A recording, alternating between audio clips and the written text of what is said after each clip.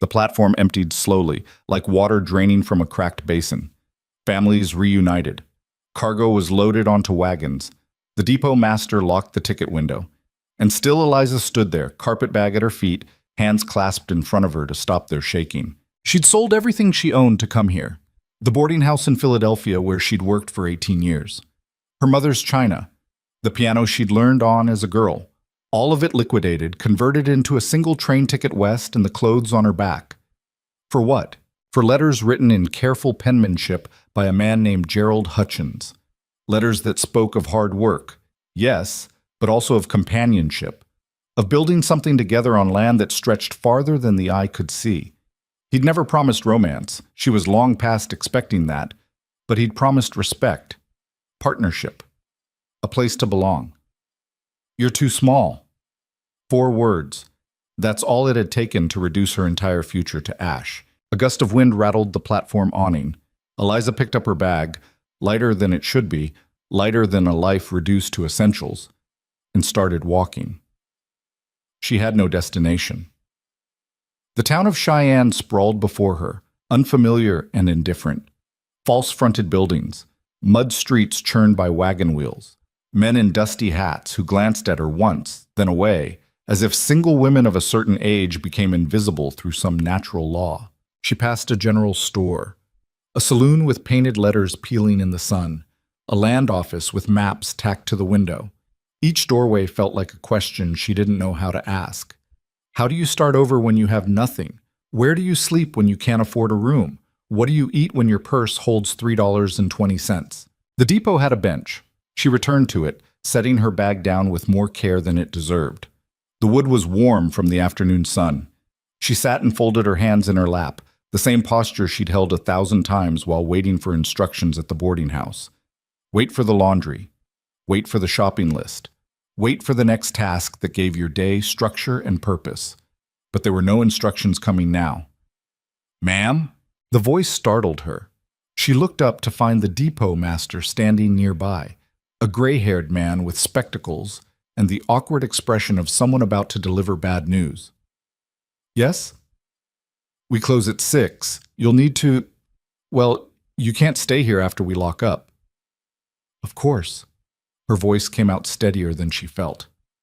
"I understand." He lingered, shifting his weight. "There's a boarding house on 3rd Street, Mrs. Patterson's place. Clean rooms, decent rates." "Thank you." She didn't tell him she couldn't afford Mrs. Patterson's rates, whatever they were. Pride, stupid, useless pride, kept her mouth shut.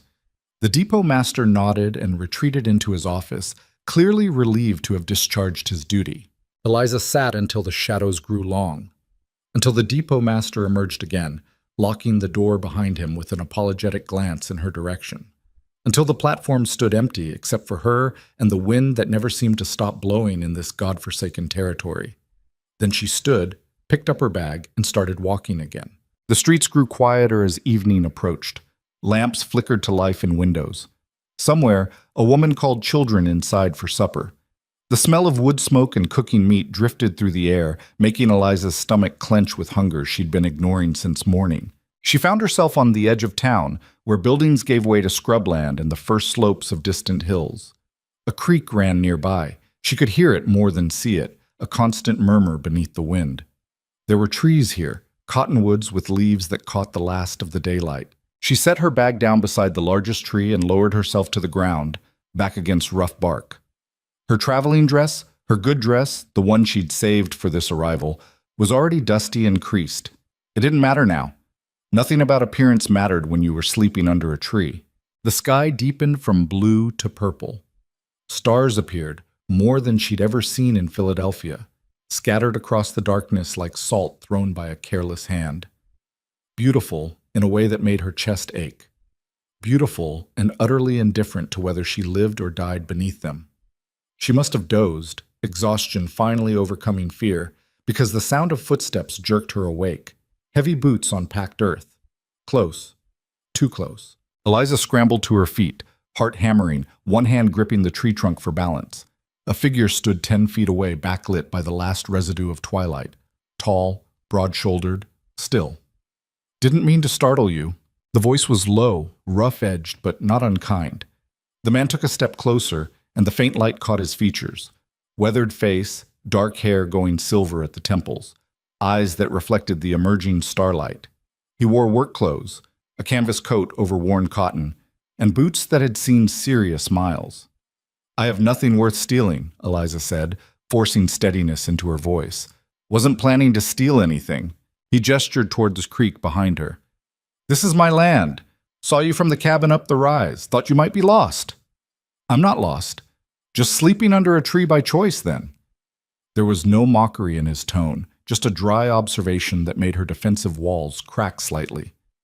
"I don't have anywhere else to go," she said. The admission cost her, but lying would have cost more. "I'll move on tomorrow, find something." He was quiet for a long moment, studying her with an attention that felt less like judgment and more like assessment, as if he were reading a problem that needed solving. "You're the woman from the platform," he said finally. "The one Hutchins turned away." Heat flooded her face. Of course. The whole town probably knew by now. Gossip traveled faster than trains in places like this. "Yes." "He's a fool." The words were delivered with such flat certainty that Eliza blinked. "I'm sorry?" "Hutchins. He's a fool. Always has been."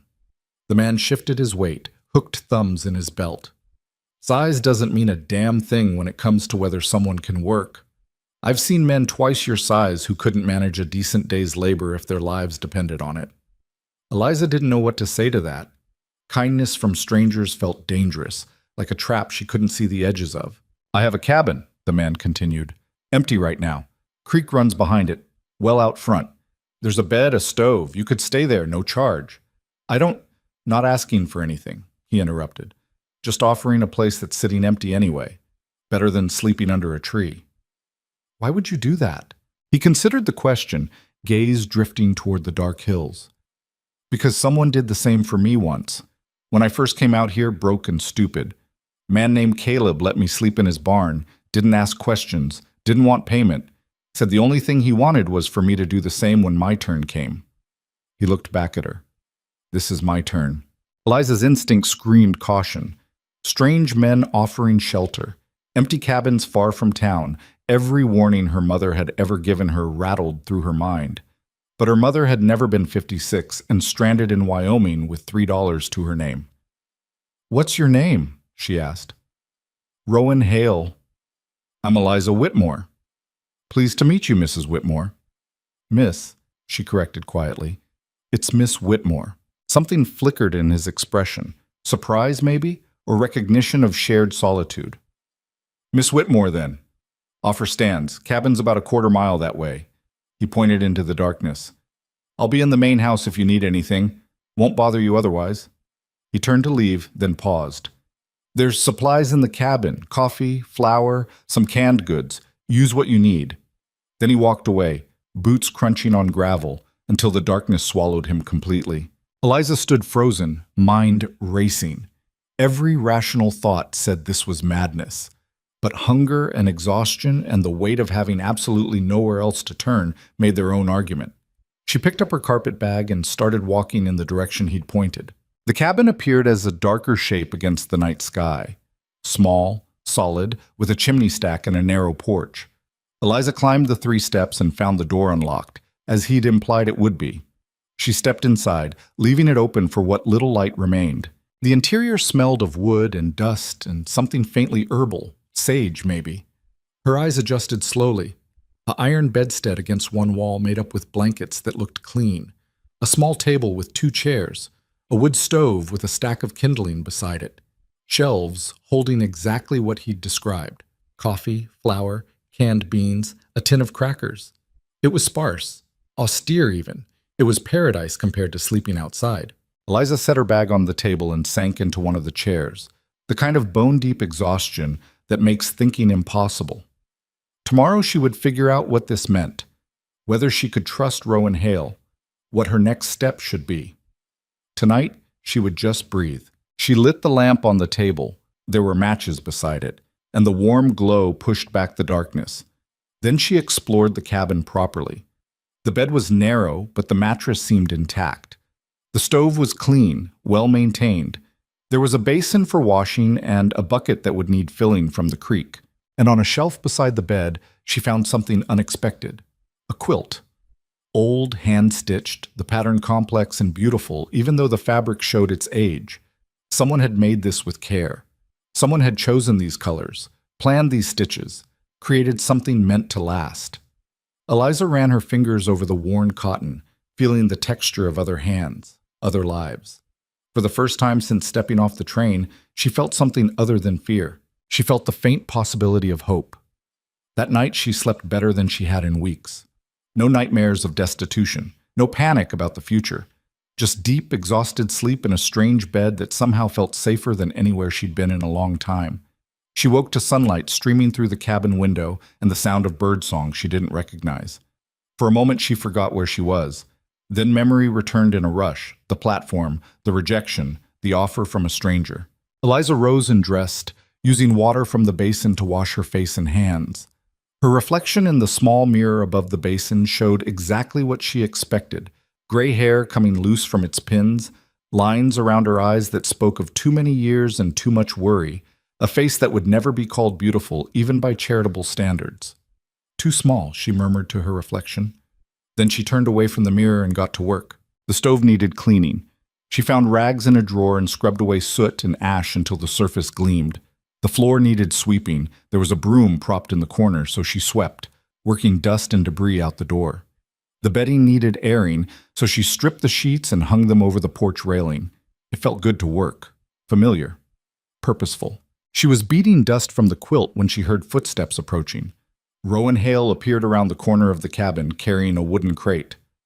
"Morning," he said. "Good morning." He set the crate on the porch. "Brought some things. Eggs, bacon, fresh bread, milk from this morning." Eliza stared at the supplies, throat tight. "Mr. Hale, I can't—" "It's Rowan, and yes, you can. Consider it payment for cleaning the place. It's been empty 6 months. Needed attention." She wanted to argue. Pride demanded it. But the smell of fresh bread made her stomach clench with hunger she couldn't ignore. "Thank you," she said quietly. "I'll pay you back when I can." "No need." He glanced at the quilt hanging over the rail. "That was my mother's. She made it before she died. You're welcome to use it." "It's beautiful work." She was particular about her stitching. He shifted his weight, clearly uncomfortable with the turn toward personal history. "Well, I'll leave you to it. Mr. Hale, Rowan." The correction felt strange on her tongue. "Why are you doing this?" He met her eyes directly, and she saw something in his face that looked like recognition. Not of her specifically, but of the situation, of being adrift, of needing help when you'd exhausted every other option. "Because kindness costs less than you think," he said, "and means more than you know." Then he walked away, back toward the main house she still hadn't seen. Eliza carried the crate inside and unpacked it slowly, arranging the supplies on the shelves with the same care she'd give precious cargo. Eggs in a bowl, bacon wrapped in cloth, bread that was still faintly warm. She cooked herself breakfast, 2 eggs and a slice of bread, and ate it slowly, savoring every bite. Then she washed the dishes, swept the floor again, and sat at the table to think. She couldn't stay here indefinitely. That much was obvious. Rowan Hale's generosity had bought her time, but time wasn't a solution. She needed work, income, some way to support herself that didn't depend on the charity of strangers. But what work could she do? The boarding house in Philadelphia had used her for everything: cooking, cleaning, mending, managing supplies. She could sew reasonably well. She knew how to stretch a food budget. She could keep a house running with efficiency born of 18 years' practice, none of which seemed particularly valuable in a frontier town that valued physical strength and specific skills she didn't possess. Still, she'd have to try. Eliza tidied the cabin, changed into her other dress, less formal, more practical, and walked toward town. The morning was already warm, the sun bright and relentless in a sky that seemed impossibly large. She passed the main house on her way, a larger structure, well built, but with the same austere quality as the cabin. No decoration, nothing unnecessary. The walk took 30 minutes, long enough for doubt to creep in with every step. What was she going to do? Knock on doors and offer her services? She had no references here, no connections, no proof of her abilities beyond her word. but sitting still felt like giving up, and she hadn't come this far to surrender now. Cheyenne looked different in daylight. Still rough, still raw, but more varied than she'd realized. The main street held not just saloons and supply stores, but a bakery, a seamstress shop, a hotel with actual glass windows. People moved with purpose. Ranch hands heading out of town, women with market baskets, children chasing each other between buildings. Eliza stopped in front of the seamstress shop, gathering her nerve. Then she pushed the door open. A bell chimed. The interior smelled of fabric and thread, walls lined with bolts of cloth and a table scattered with patterns and scissors. A woman looked up from her work, middle-aged, sharp-eyed, with pins stuck in the collar of her dress. "Help you?" "I'm looking for work," Eliza said. "I can sew, mend, do alterations. I worked in a boarding house for 18 years. The woman's eyes traveled over her, assessing. "You new in town?" "I arrived yesterday." "You're the one Hutchins rejected on the platform." There it was again, the story that preceded her everywhere. "Yes." The seamstress considered this, lips pursed. "Can't hire anyone right now. Business is slow, but I'll keep you in mind if that changes." It was a dismissal dressed as politeness. Eliza recognized it immediately. "Thank you," she said, and left. She tried the bakery next, then the general store, the hotel. Each time the answer was some version of the same. "No work available. Maybe later. We'll let you know." By noon, she'd exhausted the obvious options and her feet ached from walking on unfamiliar streets. She bought a piece of bread from a street vendor, spending money she couldn't afford, and sat on a bench to eat it.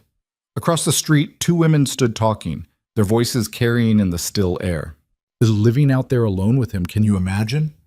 It's disgraceful. Someone should talk to the marshal." "What would he do? It's Hale's land. He can do what he wants." "Still, it's not proper. A woman of her age should know better." The words hit like cold water. They were talking about her and Rowan, about the cabin and the arrangement that had saved her from sleeping outside. Eliza stood abruptly, bread forgotten. She walked away quickly, heat burning in her face, the weight of judgment pressing down like a physical force. By the time she reached the cabin, her hands were shaking, not from fear now, but from rage. Rage at Gerald Hutchins for summoning her here and then discarding her. Rage at a town that would rather see her homeless than housed in a way they deemed improper. Rage at herself for caring what strangers thought when survival should be her only concern. She slammed the cabin door behind her and stood in the center of the room, breathing hard. Then, slowly, the rage drained away, leaving only exhaustion. She couldn't control what people said. She couldn't change their judgment or their gossip. All she could control was what she did next. Eliza looked around the cabin, clean now, organized, hers in a temporary way that felt more permanent than anything in her recent past. Then her eyes landed on Rowan's mother's quilt, still draped over the chair where she'd left it. The stitching was intricate, but some sections showed wear, threads pulling loose, seams starting to separate. It needed repair. Careful work by someone who understood how the pattern fit together. She could do that. Eliza retrieved her sewing kit from her carpet bag, one of the few items she'd kept, and settled into the chair with the quilt across her lap. She examined the damage closely, planning her approach. Then she threaded a needle and began to work. The stitches came slowly at first. Her eyes weren't what they used to be, and the light was fading. But muscle memory took over, the rhythm of needle through fabric, the small, careful movements that built something larger. She worked until darkness made it impossible to see clearly. Then she lit the lamp and kept going. There was something meditative about it, something that quieted the chaos in her mind and replaced it with focus. Just the quilt, the thread, the simple act of mending what had come undone. She was still working when she heard footsteps on the porch. "Miss Whitmore?" Rowan's voice, careful and questioning. "Come in." He opened the door but didn't enter fully, just stood on the threshold. "Saw your lamp burning late. Wanted to make sure everything was all right." "Everything's fine." She held up the quilt. "I hope you don't mind. It needed mending." He stepped inside then, moving closer to examine her work. His expression shifted, surprise, then something deeper that looked almost like pain. "You didn't have to do that." "I wanted to. It's beautiful work. Deserves to be maintained." He was quiet for a long moment, looking at the quilt his mother had made. She would have liked you. The words were offered simply, without decoration or false sentiment. Somehow, that made them more valuable.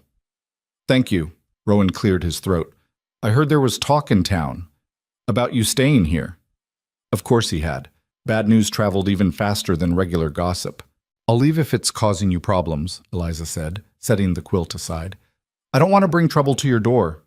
To hell with their talk. The words came out sharp, harder than anything she'd heard from him before. This is my land. Who I let stay here is my business. Even so, no. He cut her off, but gently. You need a place to stay, and I have one to offer. That's all there is to it. The rest is just noise. Eliza studied him in the lamplight. Tall, weathered, carrying himself with the ease of someone who'd stopped caring what others thought a long time ago. Or maybe someone who'd never cared to begin with. Why did you really offer me the cabin? She asked. The truth this time. He met her eyes directly.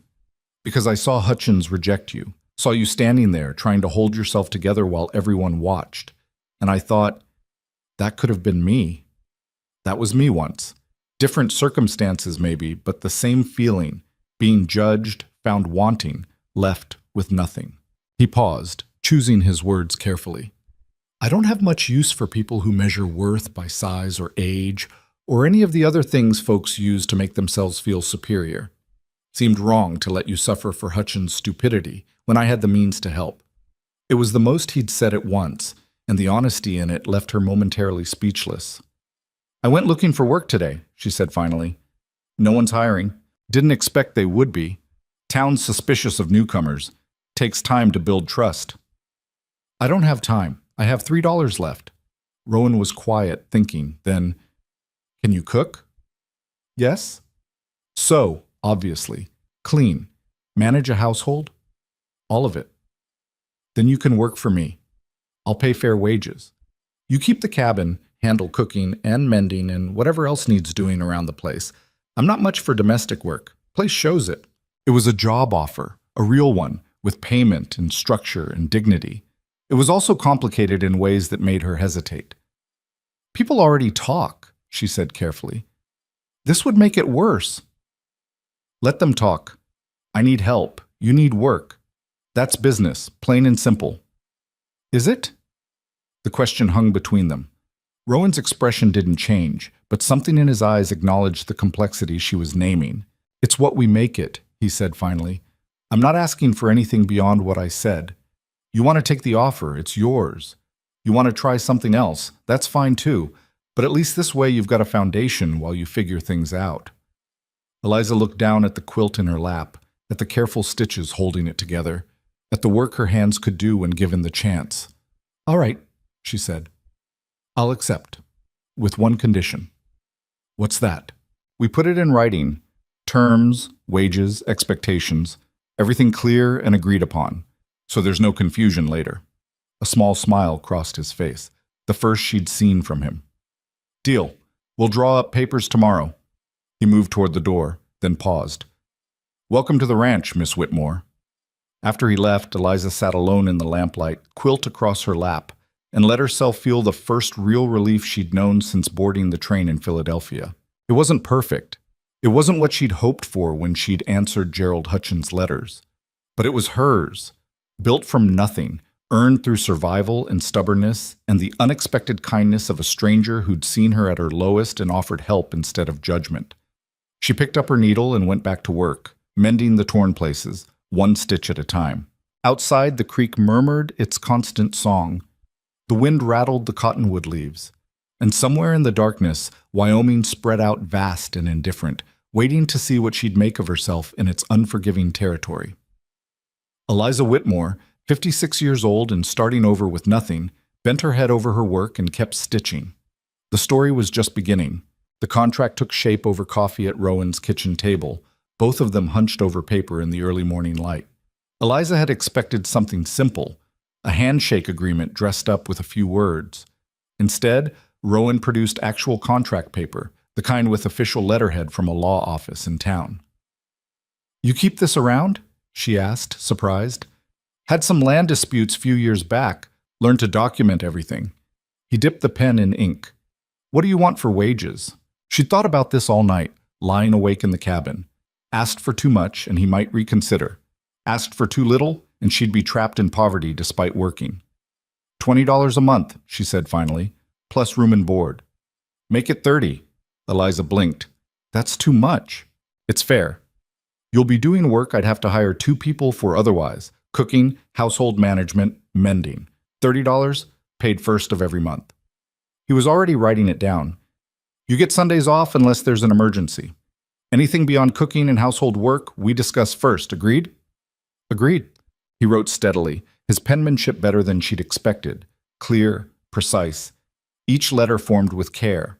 When he finished, he slid the paper across to her. Read it. Make sure it says what you think it should. She read slowly, checking every line. The terms were exactly as discussed. No hidden clauses, no vague language that could be twisted later. At the bottom, 2 signature lines. It's fair, she said. Then we both sign. He signed first, then passed her the pen. Her hand trembled slightly as she wrote her name, the ink flowing onto paper with a finality that felt like stepping through a door that would close behind her. But it was her choice, her decision. That mattered more than she could articulate. Rowan blotted the signatures, then folded the contract and handed it to her. Keep this somewhere safe. It's your copy. You don't keep it? I know what I agreed to. Don't need paper to remind me, but you might need proof someday if anyone questions the arrangement. The practicality of it struck her. He was thinking ahead, protecting her in ways she hadn't even considered yet.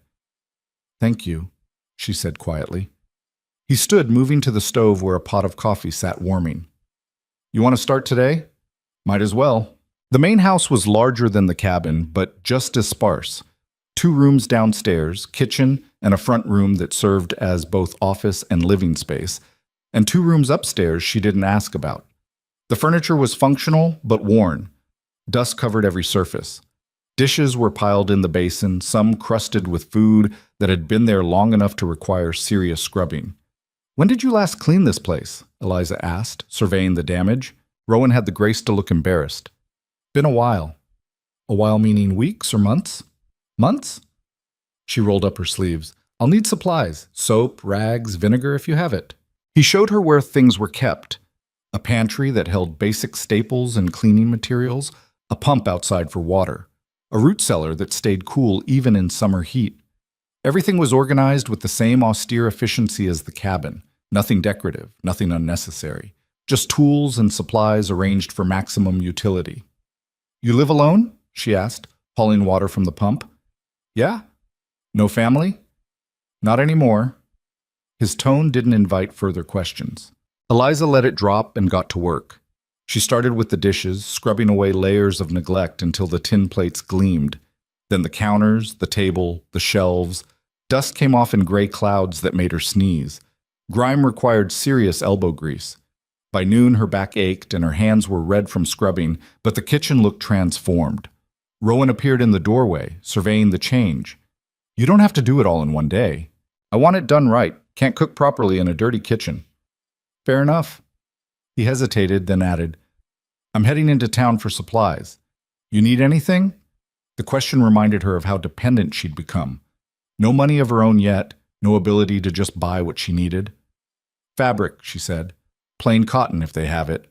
Thread. And better needles. The ones I have are getting dull. Make a list. I'll get whatever's on it. She wrote quickly, keeping requests minimal. Basic sewing supplies. A few food items that would make cooking easier. When she handed him the list, he glanced at it and nodded. Be back before supper. After he left, Eliza explored more carefully. The front room held a desk covered in papers, accounts, correspondence, what looked like property documents. She didn't pry, but couldn't help noticing the organized chaos. Someone who worked hard but had no patience for household order. Upstairs, one room was clearly his. Bed unmade, clothes draped over a chair, the scent of leather and tobacco. The other room was empty except for a trunk in the corner, locked. She left it alone. By the time Rowan returned, she'd cleaned the entire downstairs and started on laundry, hauling his shirts and work clothes to the pump outside. He found her there, scrubbing stains against a washboard. You didn't have to do laundry today. These needed washing. Some of them have been dirty so long the dirt's part of the fabric now. He actually laughed, a short, rough sound like he was out of practice. Can't argue with that. He set down 2 large bundles wrapped in brown paper. Got your supplies. And some other things I figured you might need. Inside the first bundle, fabric, thread, needles as requested. Also scissors, pins, a thimble that looked new. The second bundle held food staples and, surprisingly, a bolt of calico in a soft blue pattern. That wasn't on the list, she said, touching the calico. You've been wearing the same 2 dresses since you got here. Figured you might want to make something new. The kindness of it caught her off guard. Not just the gift, but the noticing, that he'd paid attention to something as mundane as how many dresses she owned. That's very generous, she managed. It's practical. Can't have my housekeeper looking shabby. He said it gruffly, like embarrassed by his own thoughtfulness. Eliza hung the laundry to dry, then went to the cabin to store her new supplies. The calico she spread across the table, running her hands over the fabric. It had been years since she'd sewn something for herself. The boarding house had provided uniforms. Before that, she'd made do with hand-me-downs and second-hand purchases. This was different. This was hers to create however she wanted. She was measuring fabric when she heard voices from the direction of the main house. Men's voices, multiple, growing louder. Eliza moved to the cabin door and looked out. 3 riders had appeared in the yard, ranch hands by the look of them, dusty and weathered. Rowan stood talking with them, his posture tense in a way she hadn't seen before. Can't just let her stay here, one of them was saying. People are talking, Rowan, saying things that aren't good for your reputation. My reputation's my concern. Not when it affects the ranch.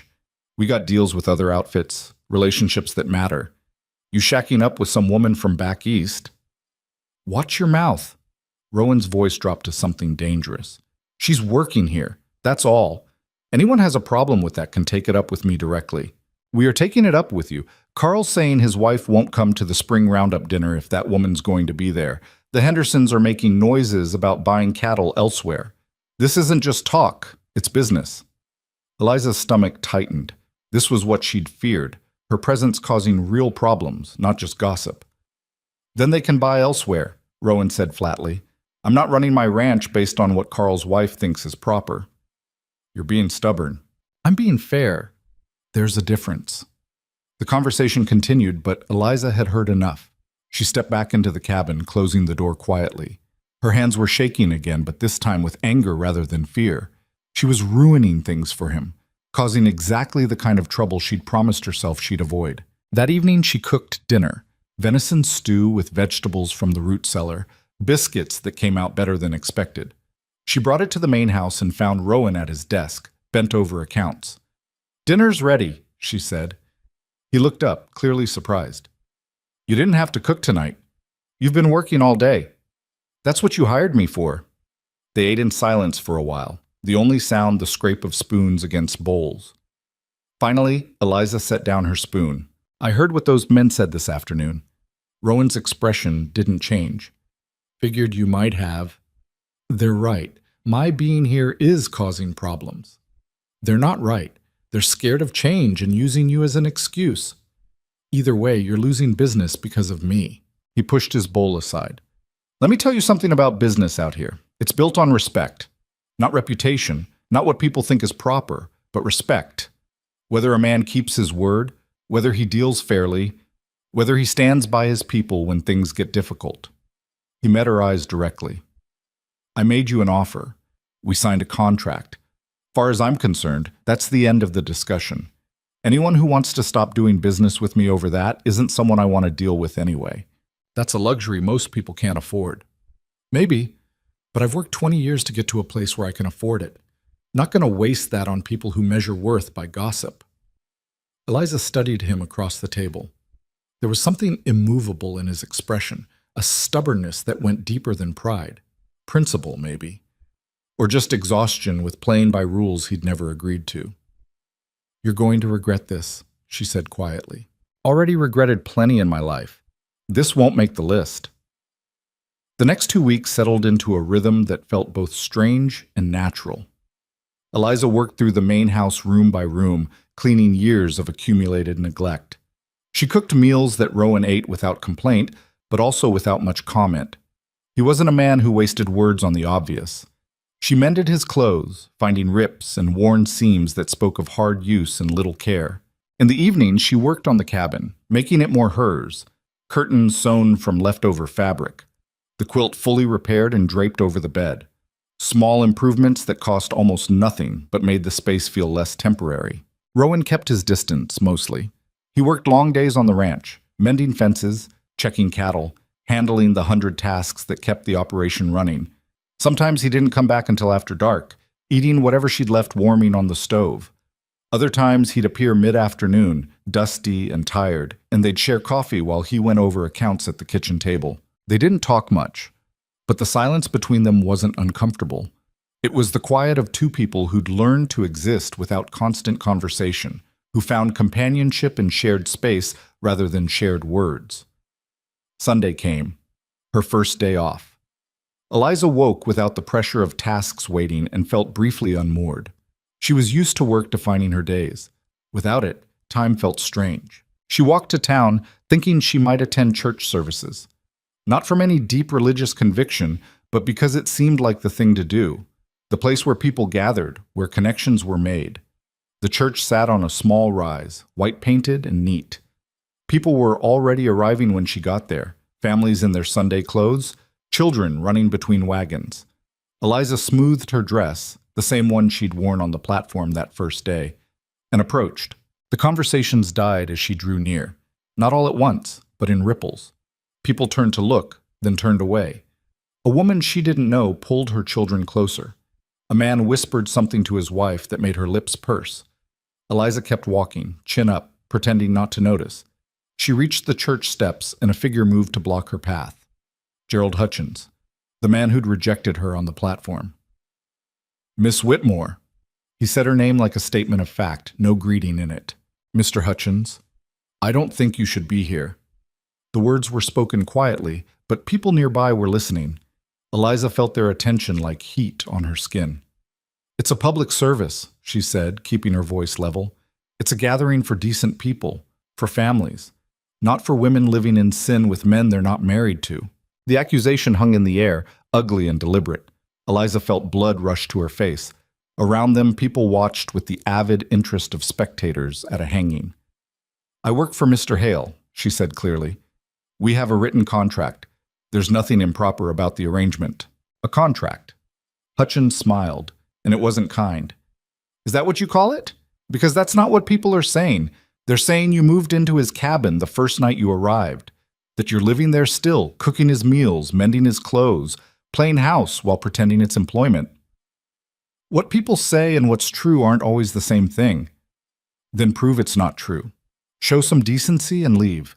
Go back east where you belong. Something snapped inside her. All the humiliation of the past weeks, all the fear and uncertainty and rage she'd been swallowing came rushing up. You have no right to tell me where I belong, she said, voice shaking but firm. You brought me here with promises you had no intention of keeping. You rejected me because I didn't meet your standards. Fine. But you don't get to control what I do next. You don't get to decide my worth or my place. Hutchins' expression hardened. You're making a spectacle of yourself. No, you're making a spectacle. Standing here blocking my way like you have authority over me. You don't. I'm not your mail-order bride. I'm not your problem. I'm just someone trying to survive, same as everyone else in this town. She stepped around him and walked up the church steps. Her heart hammered so hard she thought it might break through her ribs. Behind her, shocked silence gave way to whispers. Inside the church, she took a seat in the back pew. People filed in, but no one sat near her. The entire pew stayed empty, as if she carried some contagion they feared catching. The service passed in a blur. Hymns she didn't know. A sermon she couldn't focus on, prayers that felt hollow against the weight of judgment pressing down from all sides. When it ended, she stood and walked out while people were still gathering their things, refusing to give them the satisfaction of watching her leave under their stares. Outside, she found Rowan waiting by his wagon. He was leaning against the side, hat pulled low and straightened when he saw her. Heard there was trouble. News travels fast. Always does. He opened the wagon gate. Come on, I'll drive you back. She climbed up, grateful for the escape. As they pulled away, she saw faces watching from the church. Some curious, some disapproving, all passing judgment on things they knew nothing about. "I shouldn't have come," she said once they were clear of town. "You had every right to be there." "Right doesn't mean welcome." Rowan was quiet for a stretch, guiding the horses along the rutted road. Then, "My mother used to say people fear what they don't understand, and rather than trying to understand, they attack. Makes them feel safer." "Your mother sounds wise." She was. Also stubborn as hell. Would have liked you. It was the second time he'd said that. Eliza wondered what his mother had been like. This woman who made beautiful quilts and raised a son who valued fairness over reputation. "What happened to her?" she asked. "Fever. 10 years ago. Came on fast, took her faster. 1 week she was fine, the next she was gone." His voice stayed level, but his hands tightened on the reins. "My father had already passed by then. Accident with a horse. So it was just me after that." "I'm sorry." "Long time ago now." They rode in silence until the ranch appeared ahead, buildings small against the vast landscape. Rowan pulled the wagon up near the cabin and Eliza climbed down. "Thank you for the ride." "Eliza." He rarely used her first name. It stopped her. "What Hutchins said, what those people think, it doesn't matter. You know the truth, I know the truth. That's enough." "Is it?" "Has to be. Because the alternative is letting them control your life. Deciding for you what's acceptable, what's proper, what you deserve. I've never seen the point in that." He drove off toward the barn, leaving her standing by the cabin with his words echoing in her head. That night she couldn't sleep.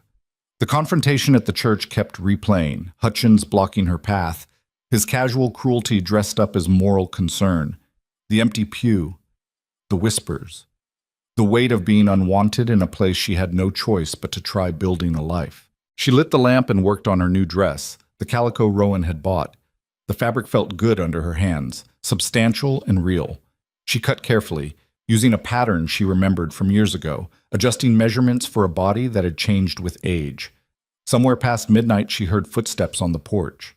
Then a knock. "Eliza, you awake?" She opened the door to find Rowan standing there, fully dressed despite the late hour.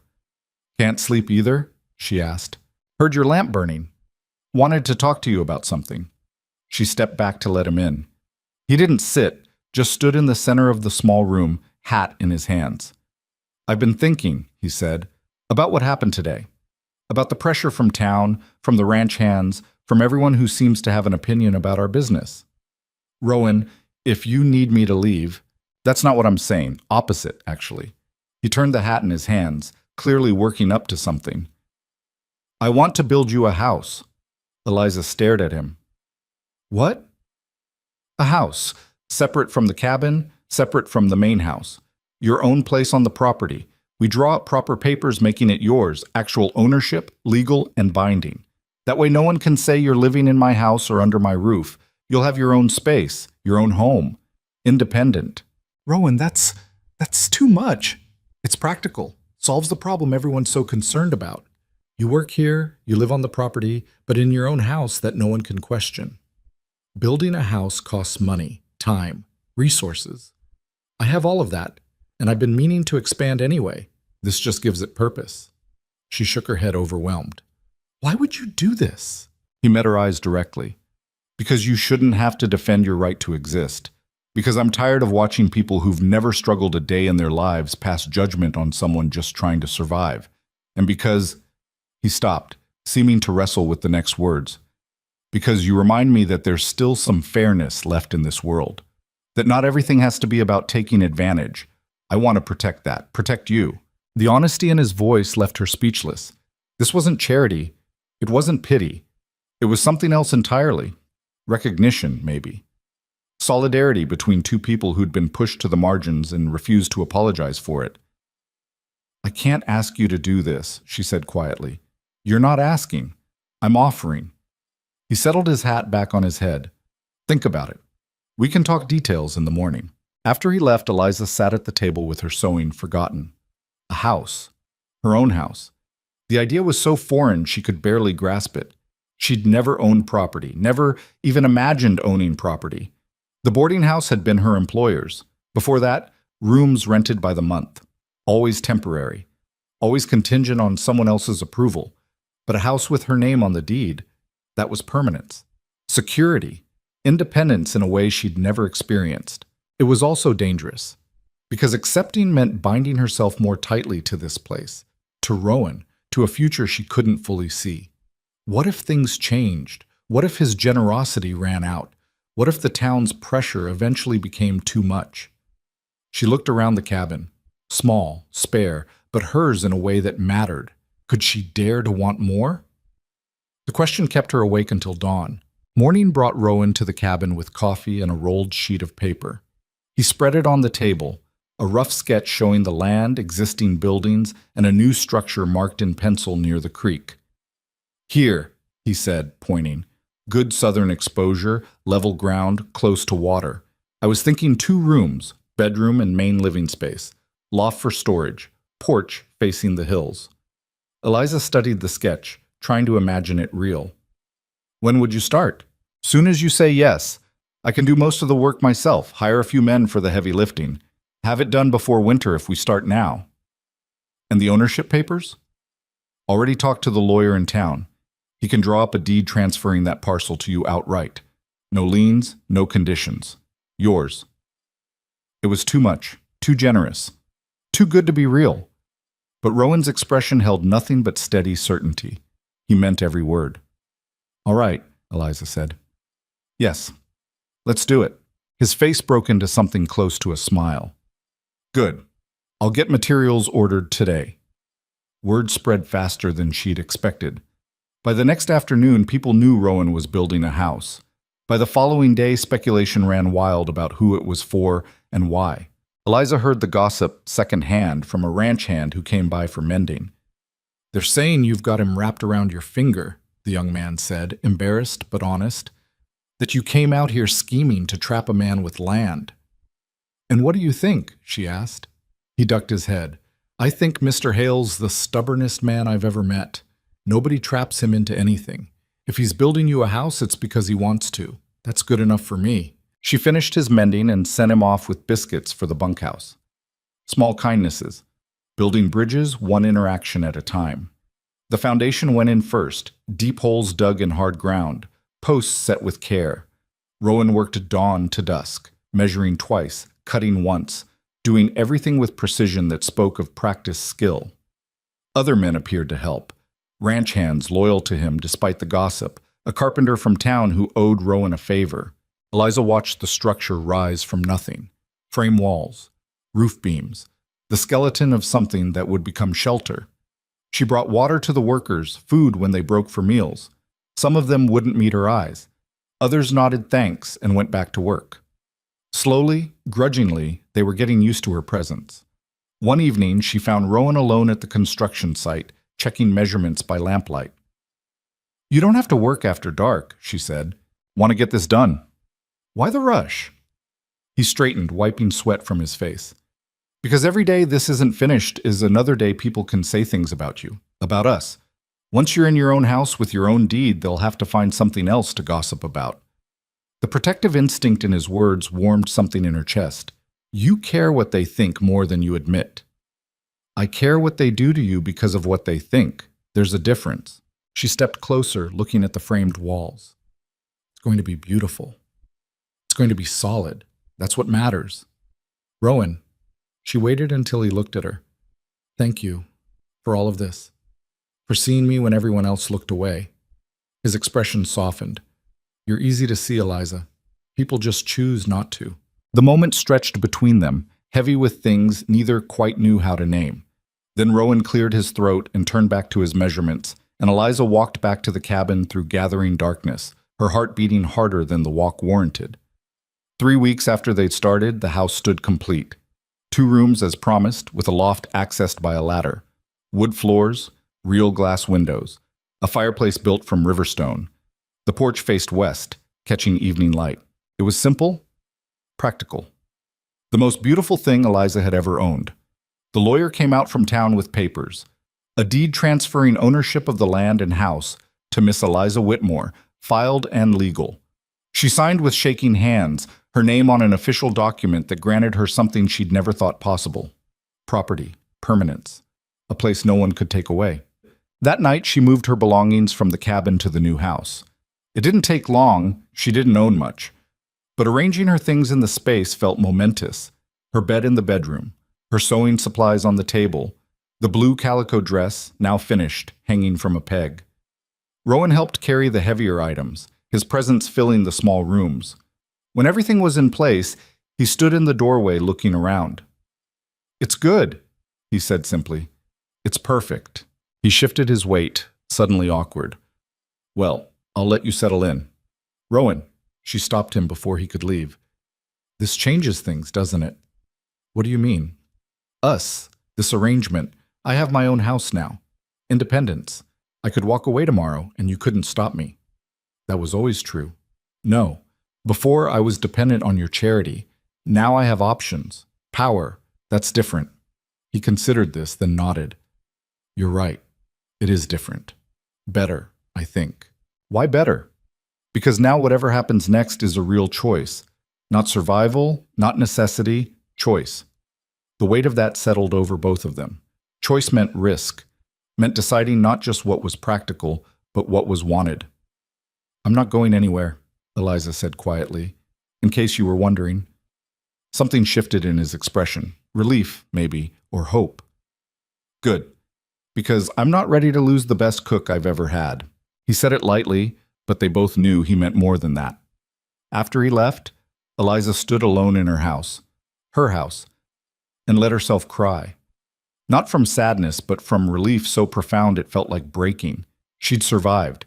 Against every odd, every obstacle, every person who'd written her off as too old, too small, too unnecessary.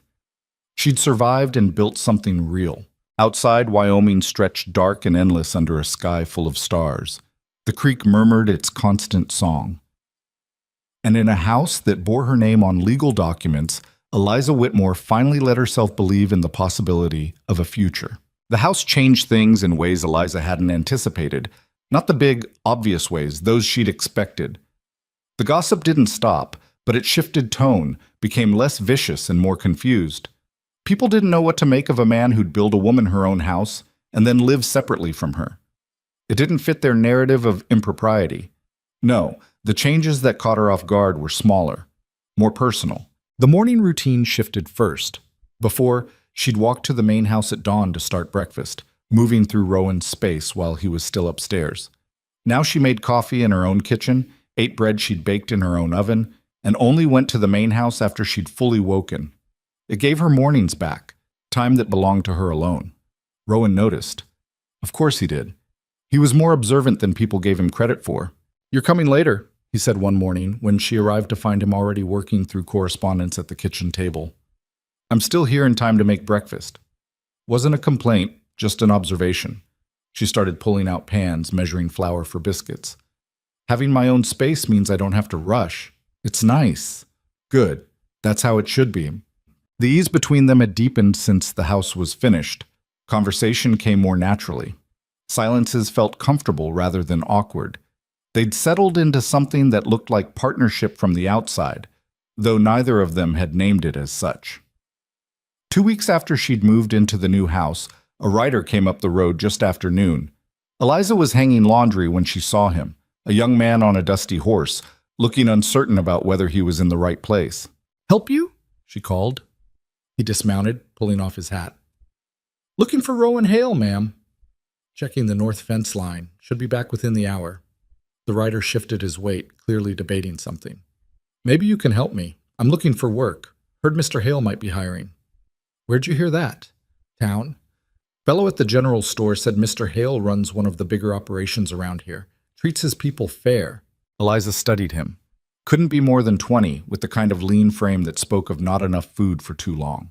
Reminded her of herself in a way, desperate and trying not to show it. "What kind of work you done before?"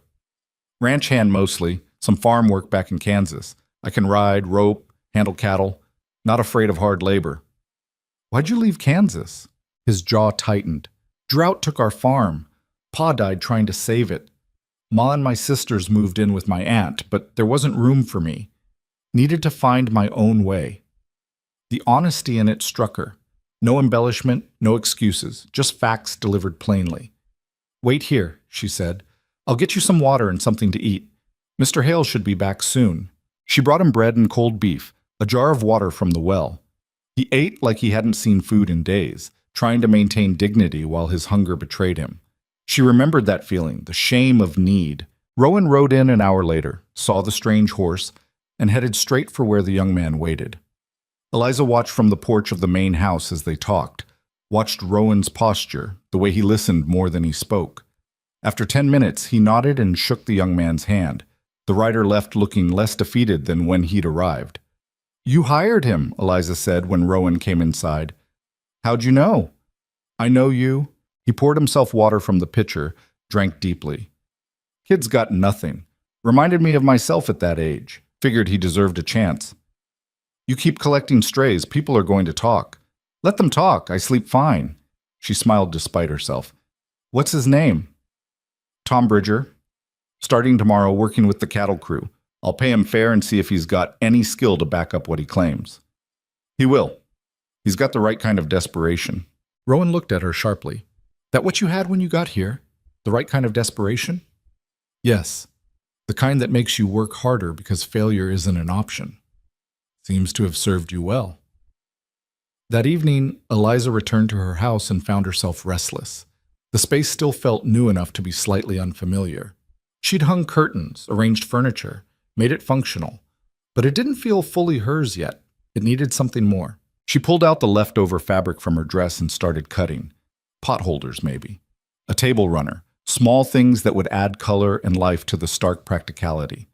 As she worked, her mind drifted to Rowan, to the ease they'd found together, to the way he looked at her sometimes, like he was seeing something he hadn't expected to find. She wasn't naive enough to mistake kindness for romantic interest. At 56, she'd long since accepted that certain doors had closed. Romance, marriage, the domestic partnership she'd traveled west hoping to find, those belonged to younger women with prettier faces and stronger backs. But friendship, respect, mutual regard, those were possible. Those were real. The knock on her door came just after sunset. She opened it to find Rowan standing there with something wrapped in oilcloth. "Brought you something," he said. Inside the cloth was a pie. Apple, from the smell, still warm. "Where did this come from?" "Made it." He said it defensively, like expecting her to doubt him. "You made a pie." "My mother taught me, said a man who can't feed himself properly is no kind of man at all. I don't do it often, but I remember how." Eliza unwrapped it carefully. The crust was uneven, crimped by unpracticed hands, but it smelled wonderful. "This is very kind. Figured you're always cooking for me." Seemed fair to return the favor. She cut 2 slices and they sat on her porch, eating pie, as the sky turned from blue to purple to black. The filling was tart, the crust flaky. Not perfect, but made with care. "It's good," she said. "Don't sound so surprised." "I'm not surprised, just touched." They sat in comfortable silence, watching stars emerge. The creek provided its constant background music. Somewhere in the distance, cattle lowed. "Can I ask you something?" Rowan said eventually. "Of course." "Why did you really come west? I know what the practical answer is. Hutchins' letters, the promise of marriage. But what made you willing to leave everything you knew for a stranger?" Eliza set down her empty plate, considering how to answer honestly. "Because I was disappearing. In Philadelphia, in that boarding house, I was just a set of hands that did work. Nobody saw me as a person. 18 years, and I don't think the owner ever knew my favorite color or whether I had family or what I wanted from life. I was just there, doing tasks, taking up minimal space." She paused, finding the right words. Hutchins' letters made it sound like he wanted a partner, someone to build something with. Even if it wasn't romance, it was recognition. The idea that I could matter to someone, contribute to something larger than just keeping someone else's house running. I wanted that. Wanted to be seen. And now I'm seen. Maybe not by the town, not in ways they'd approve of, but by you. You see me as I am, and don't ask me to be smaller or quieter or more convenient. That's worth more than I can properly explain. Rowan was quiet for a long moment. "You asked me once why I built you this house, the real reason. You said you wanted to give me independence. That's true. But it's not the whole truth." He turned to look at her directly. The whole truth is I was starting to care about you in ways that complicated the arrangement we had. You living in my cabin, working in my house, it blurred lines that needed to stay clear. I built you this house partly to protect you from gossip, but also to protect both of us from something that couldn't happen the way things were. Eliza's heart kicked hard against her ribs. And now? Now the lines are clearer. You have your own space, your own property. We're equals in a way we weren't before.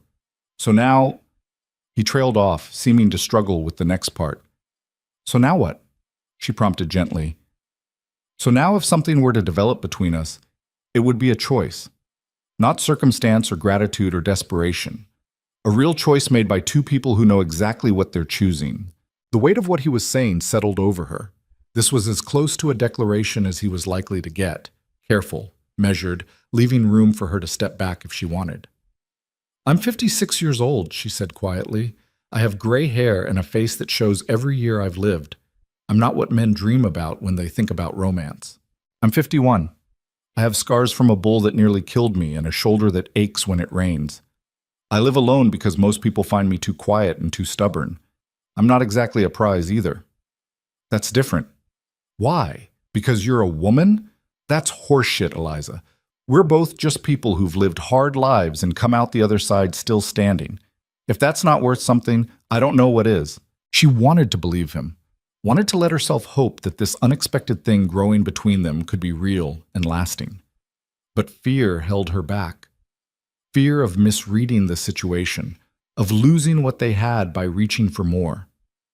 I don't know what to say, she admitted. You don't have to say anything. I'm not asking you to decide anything tonight. Just wanted you to know where I stand, what I'm feeling, so there's no confusion.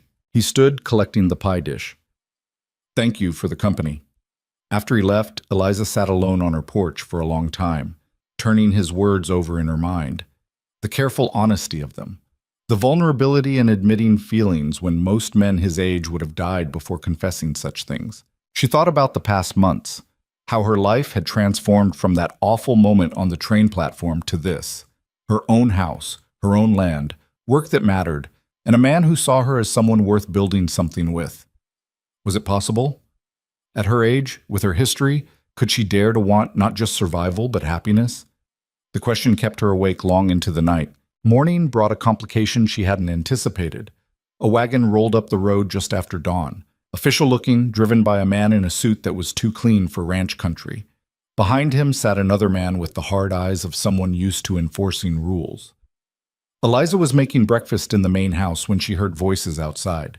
She looked out to see the men talking with Rowan, his posture gone tense and defensive. She stepped onto the porch in time to hear the suited man saying, "Need to verify the legitimacy of the land transfer. We've received complaints." Complaints from who? Rowan's voice was dangerous quiet.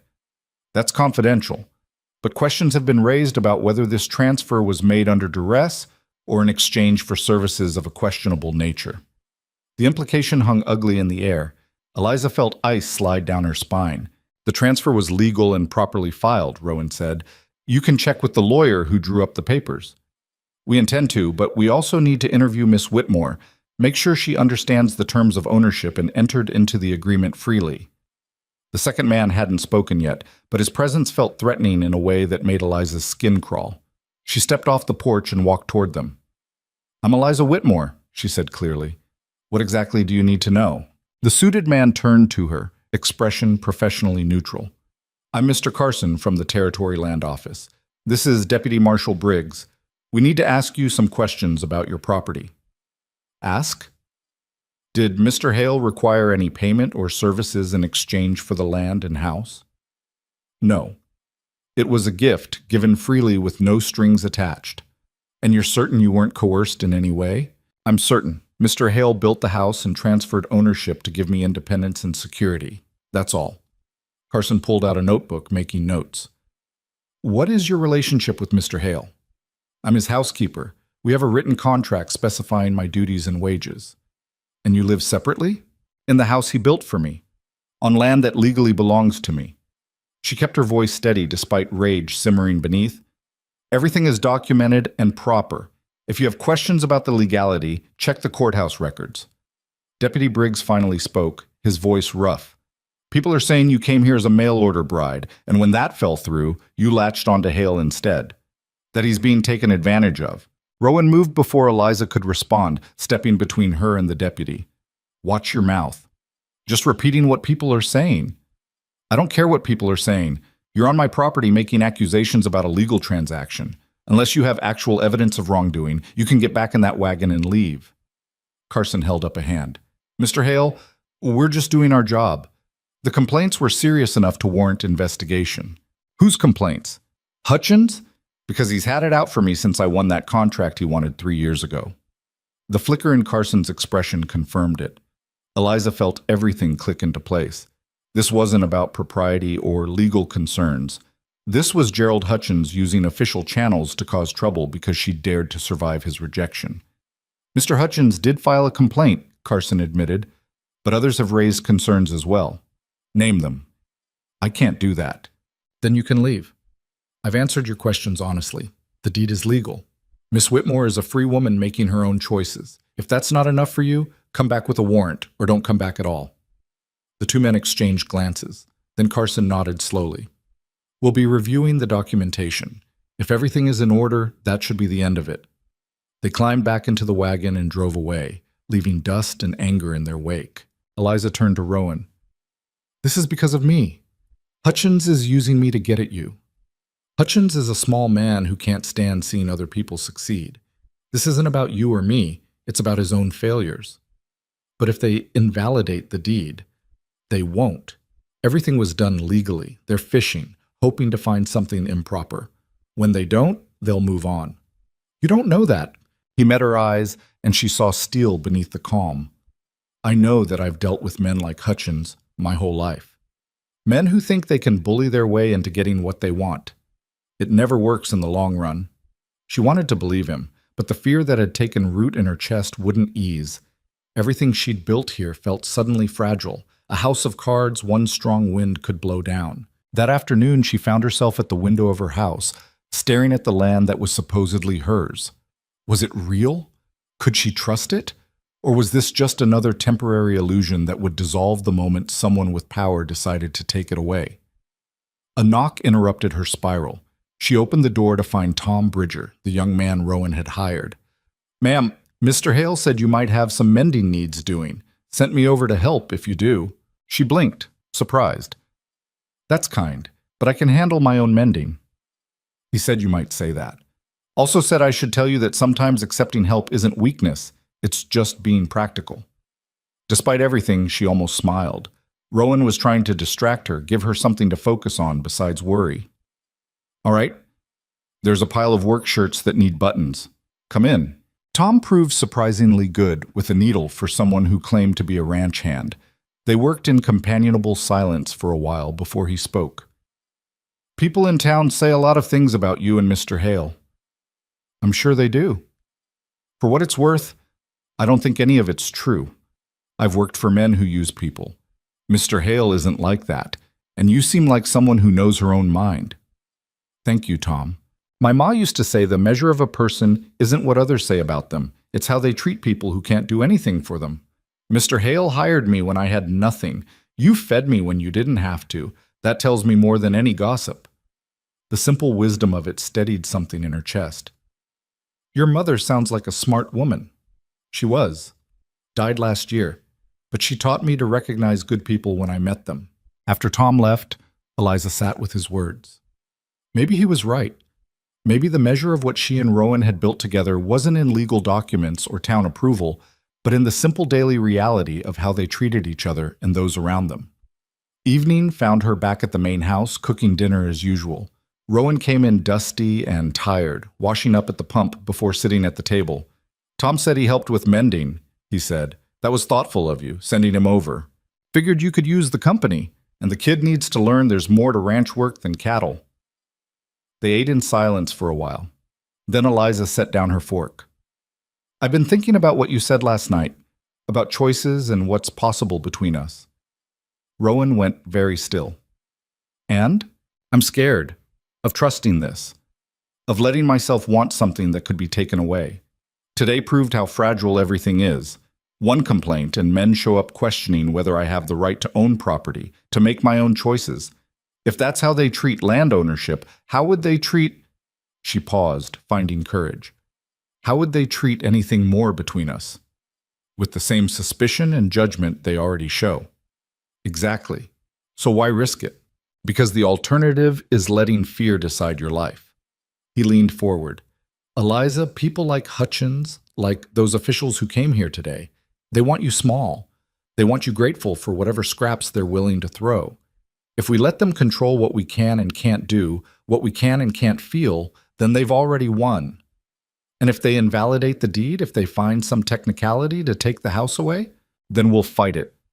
And if we lose, we'll build something else. But I refuse to live my life based on what might happen. I've spent too many years doing that already. She studied his face in the lamplight, saw the conviction there, the stubbornness that had kept him surviving in country that broke weaker people. I don't know if I'm brave enough for this, she admitted. You traveled across the country to start over with nothing. You survived rejection and poverty and a town that wanted you gone. You're plenty brave. He reached across the table, stopped just short of taking her hand. I'm not asking you to decide everything tonight. Just don't let fear make the decision for you. She looked at his hand, rough and scarred from years of hard work. Slowly, she placed her own hand in his. His fingers closed around hers, warm and solid. All right, she said quietly. I won't let fear decide. They sat that way for a long moment, hands joined across the table, the lamplight flickering around them. Outside, Wyoming stretched dark and vast. Inside, something small but real was growing between two people who'd been alone too long. The next morning brought news from town that changed everything. A rider came fast, one of the ranch hands who'd gone for supplies. He found Rowan at the barn, and Eliza heard him from where she was hanging laundry. You need to know what's being said in town. Hutchins is telling anyone who'll listen that he's going to the territorial governor, claims you violated homestead law, that you're using land fraud to hide an immoral arrangement, says he won't rest until it's investigated properly. Rowan's expression went dark. Let him try. Everything's legal. That's not all. He's got support. Merchants who think you're too independent. Ranch owners who don't like how you do business. They're forming some kind of council saying they'll take it to federal level if they have to. Eliza's stomach dropped. This wasn't just gossip anymore. This was organized opposition with resources and determination. After the rider left, she found Rowan in the barn, radiating controlled fury. This is my fault, she said. If I hadn't come here, don't. The word came out sharp. Hutchins has wanted to bring me down for years. You're just his excuse. If it wasn't this, it would be something else. But they're using me as the weapon. Then we don't give them ammunition. He turned to face her fully. There's one way to settle this that they can't argue with. One solution that's completely legal and removes every objection they could raise. Eliza knew what he was going to say before he said it. We get married, Rowan said quietly. Make it official and legal in every way they claim to care about. Then they'll have nothing to complain about. Her heart hammered. That's a practical solution, not a reason to marry. I know that, but I also know I meant what I said yesterday. I care about you. I want to build a life with you. If that happens sooner than we planned because of pressure from small-minded people, so be it. The question is whether you want it too. Marriage is, she struggled for words. It's permanent. It's binding. It changes everything. Yes, it does. So I need you to tell me true. Is this something you want? Not because of Hutchins, not because of pressure, but because when you think about the future, you see me in it. Eliza closed her eyes, facing the truth she'd been avoiding. When she imagined tomorrow, next week, next year, Rowan was there. Not as an employer or even just a friend, but as something more. Someone whose presence had become necessary to her happiness. Yes, she said, opening her eyes. I see you in it. Then marry me. Not to shut people up, though that's a benefit. Marry me because we're better together than apart. Because we've both been alone long enough. Because what we're building here deserves to be protected. It wasn't a romantic proposal. There was no kneeling, no flowery words, just honest truth delivered plainly. And somehow, that made it perfect. All right, Eliza said. Yes, I'll marry you. His expression broke into something close to joy, rare for him, precious because of it. He stepped forward and pulled her into an embrace that was awkward and wonderful and exactly right.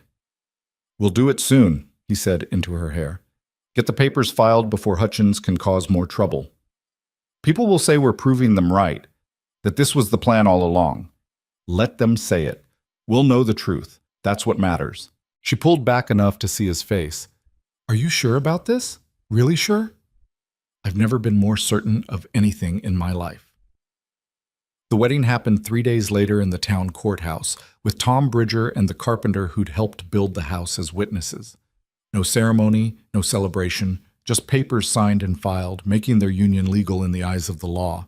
The clerk who processed the documents looked at them with barely concealed disapproval, but couldn't refuse to file properly executed paperwork. When it was done, Eliza Whitmore became Eliza Hale, and everything changed while somehow staying exactly the same. They rode back to the ranch in Rowan's wagon, newly married but feeling mostly numb from the speed of it all. We should probably tell people, Eliza said. They'll know soon enough. Courthouse records are public. Hutchins will have a fit. Good. Maybe it'll teach him to mind his own business. But that night, alone in her house, their house now, technically, though they hadn't discussed those logistics, Eliza felt the weight of what they'd done settle over her. Married, at 56, to a man she'd known only a few months. A man who'd saved her from destitution and built her a house and proposed marriage partly to protect her from gossip. Was any of it real? Or was she just fooling herself, mistaking gratitude and circumstance for something deeper? A knock interrupted her spiraling thoughts. She opened the door to find Rowan standing there, still in his work clothes, looking uncertain in a way she'd never seen before. Can I come in? Of course. He stepped inside but didn't sit, just stood in the center of her small front room. I know today happened fast. Know we probably should have talked more before making it legal, but I need you to understand something. What? I didn't marry you to solve a problem or shut people up. I married you because when I imagine my life going forward, you're in it. Not in the cabin by the creek, not just working in my kitchen, but here, with me, building something that belongs to both of us. Rowan, boy, let me finish. He took a breath. I know you're probably wondering if this is real or just practical, if I actually care or if I'm just being strategic. So I'm telling you now, this is real. You're real. What I feel for you is real, and I'll spend however long it takes proving that to you. Eliza felt tears prick her eyes. I don't know how to do this. I've never been married, never been in love. I don't know the rules. There are no rules, just two people figuring it out as they go. He moved closer. We don't have to change everything tonight. You can stay in this house, I'll stay in mine. We can take it slow, let things develop naturally, or we can try something different. It's up to you. She looked at this man who'd appeared in her life at its lowest point and offered dignity instead of pity, who'd seen her as worth protecting when everyone else saw her as disposable, who'd built her a house and asked her to build a life. Stay, she said quietly. Tonight. Don't go back to the main house. Stay here with me. Something shifted in his expression, hope mixed with careful restraint. You're sure? I'm sure. We're married now. Might as well start acting like it. They were awkward at first, two people unused to sharing space in intimate ways. But slowly, carefully, they found their way to something tender, to falling asleep in the same bed with hands loosely joined, to waking together as sunlight streamed through windows, to the simple, profound gift of not being alone. And in the morning, when Rowan kissed her forehead before heading out to work, Eliza let herself believe that maybe, against all odds, she'd found exactly what she'd been looking for when she boarded that train west. Not perfection, not ease, but partnership, recognition, the possibility of building something that would last.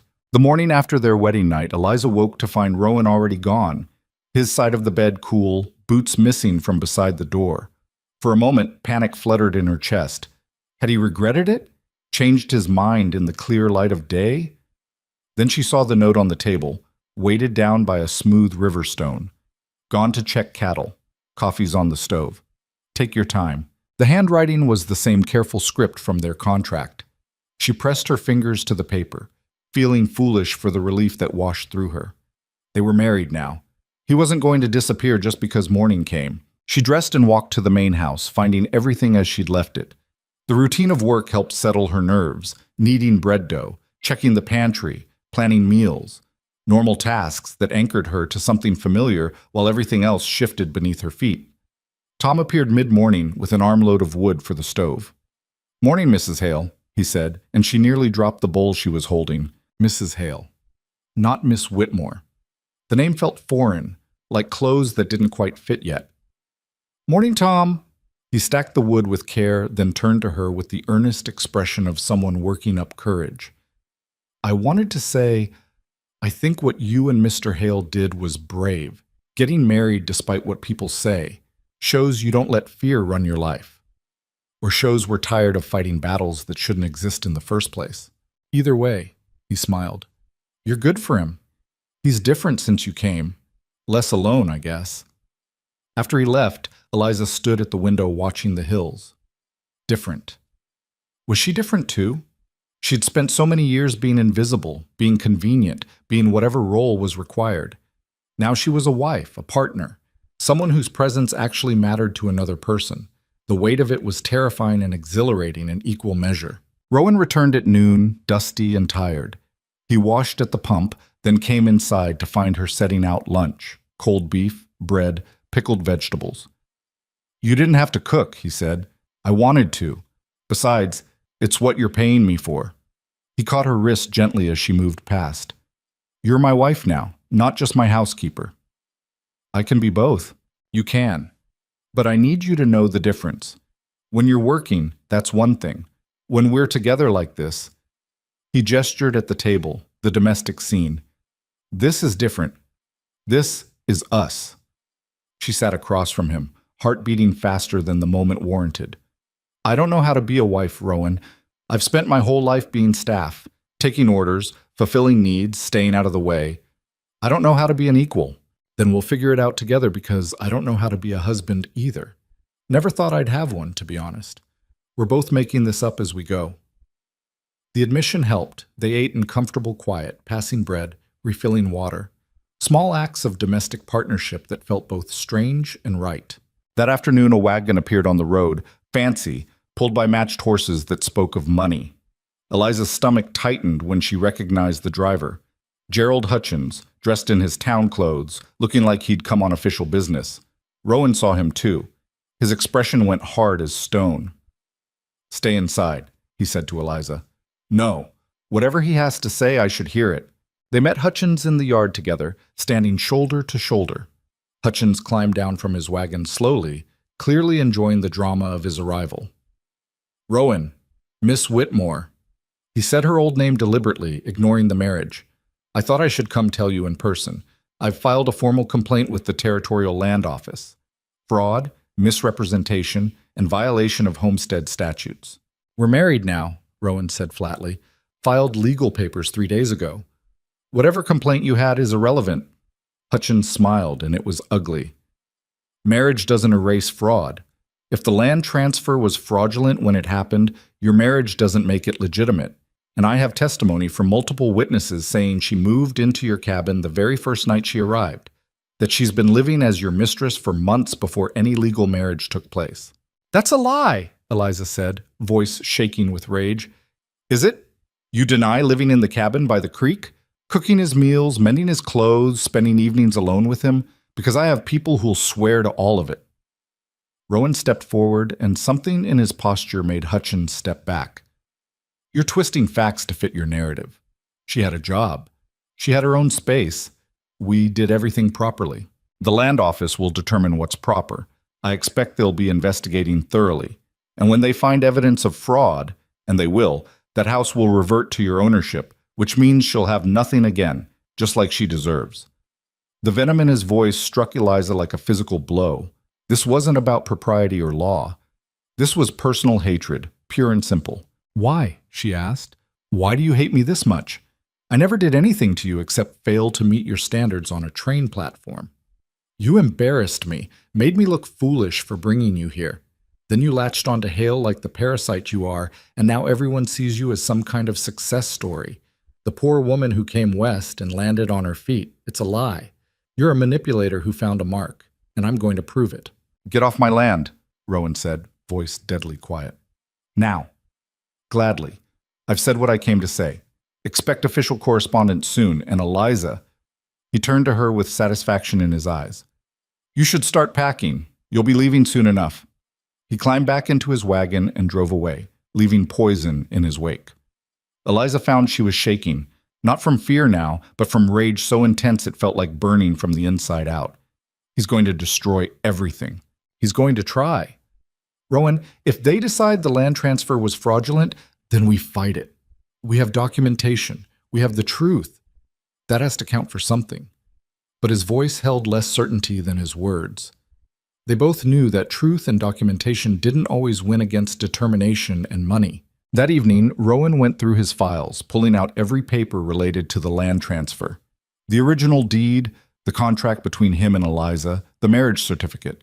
He spread them on the table, examining each one for weaknesses. It's all legal, he said for the third time. Everything was done by the book.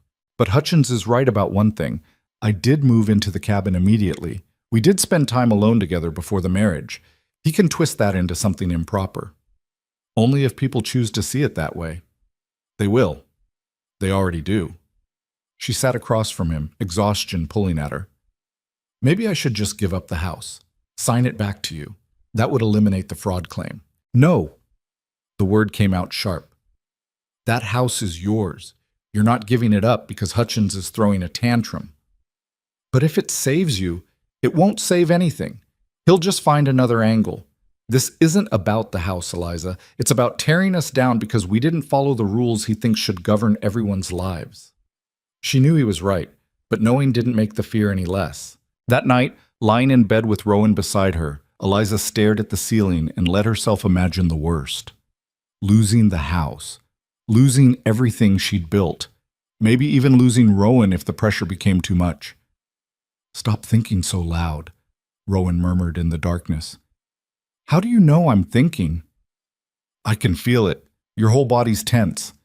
He rolled toward her, finding her hand in the dark. Whatever happens, we'll face it together. You're not alone in this. I'm afraid, she admitted. Not of losing things, really, but of losing this, us, what we're building. You won't lose me. I married you because I wanted to, not because it was convenient. No investigation or complaint is going to change that. She turned to face him, barely able to see his features in the darkness. How are you so sure? Because I've spent 20 years building this ranch. Fought drought, disease, rustlers, crooked dealers, and my own mistakes. If I can survive all that, I can survive Gerald Hutchins and his wounded pride. The certainty in his voice steadied her. She moved closer, tucking herself against his chest, feeling the solid warmth of him. Tell me about when you first came here, she said. You've never really talked about it. He was quiet for so long she thought he might not answer. Then, I was 23. Had nothing but a horse and $50 I'd saved working farms back in Missouri. Heard about Wyoming opening up, land available cheap for people willing to work it. Figured I had nothing to lose. What was it like? Brutal. First winter, I nearly froze to death in a lean-to I'd built that wasn't worth calling shelter. Lived on rabbits and whatever I could shoot. Got so hungry once I seriously considered eating my boots.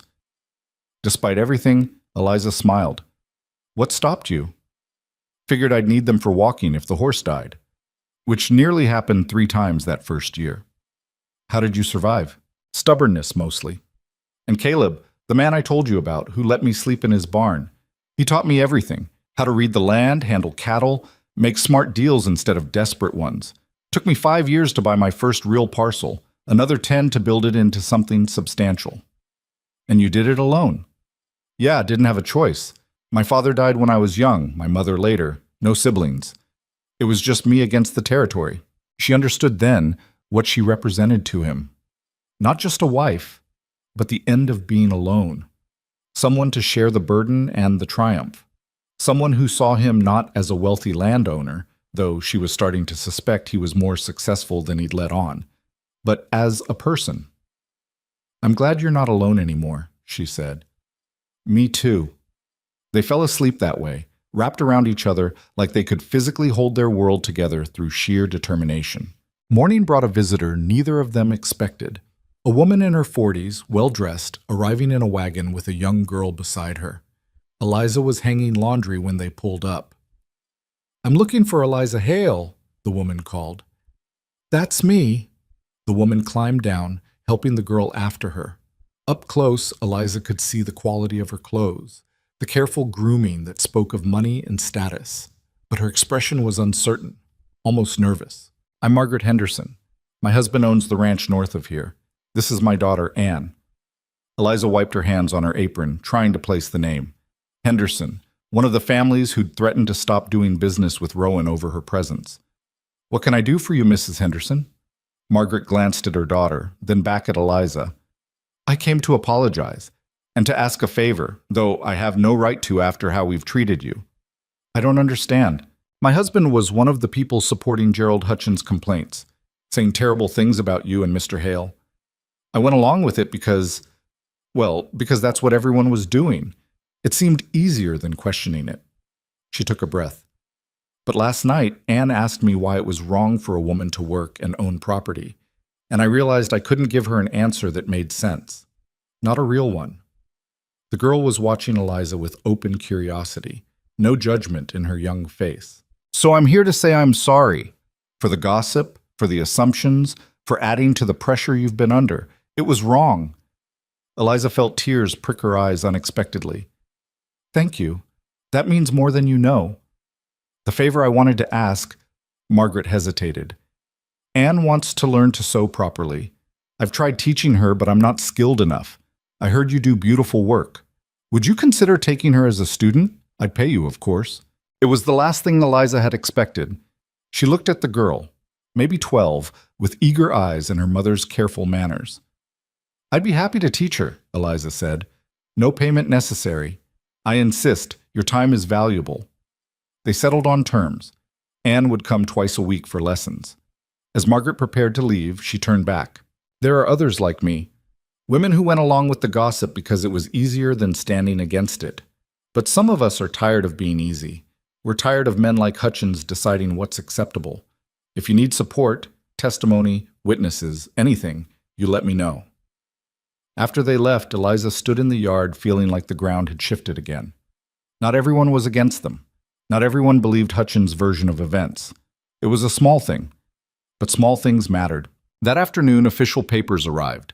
A formal notice of investigation into the land transfer, requiring Rowan and Eliza to appear before the Territorial Land Office with all relevant documentation. The hearing was set for 2 weeks out. Rowan read the notice without expression, then set it aside. "We'll need a lawyer. Can we afford one?" "Yes." He said it simply, and something in his tone made her look at him sharply. "Rowan, how much land do you actually own?"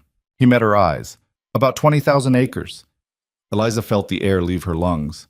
20,000. Give or take. I've been buying parcels for years. Whenever someone went bust or moved on, I'd purchase their claims. Consolidated it into one operation. That's enormous. It's a working ranch. Requires that much land to be profitable with cattle." "Why didn't you tell me?" "Because it doesn't matter. The land doesn't change who I am, and I didn't want you thinking I was trying to impress you or buy your affection." He paused. "Besides, having money doesn't protect you from small-minded people. Sometimes it makes them worse." She thought about that, about how he'd presented himself as a simple cattleman, living in a sparse house with worn furniture, how he'd never flaunted wealth or used it as leverage. "You've been hiding," she realized. "Not hiding, just not advertising. There's a difference. But if people knew how successful you are, they'd either resent it or want a piece of it. I've seen both too many times. This way, I work in peace and people leave me alone, mostly. Until I came along and complicated everything." He moved to where she stood, taking her hands. "You didn't complicate anything. You made it better. Made me remember why I built all this in the first place, to have something worth sharing with someone who mattered." The words settled into her chest, warm and solid. "We're going to fight this, aren't we? Really fight it. With everything we have." The next 2 weeks passed in a blur of preparation. Rowan hired the best lawyer in the territory, a sharp-eyed woman named Sarah Thornton who'd built her reputation destroying fraudulent land claims and corrupt officials. She spent 3 days going through every document, interviewing both of them, building a case. "Your marriage helps," she told them. But Hutchins isn't wrong that the timeline looks suspicious.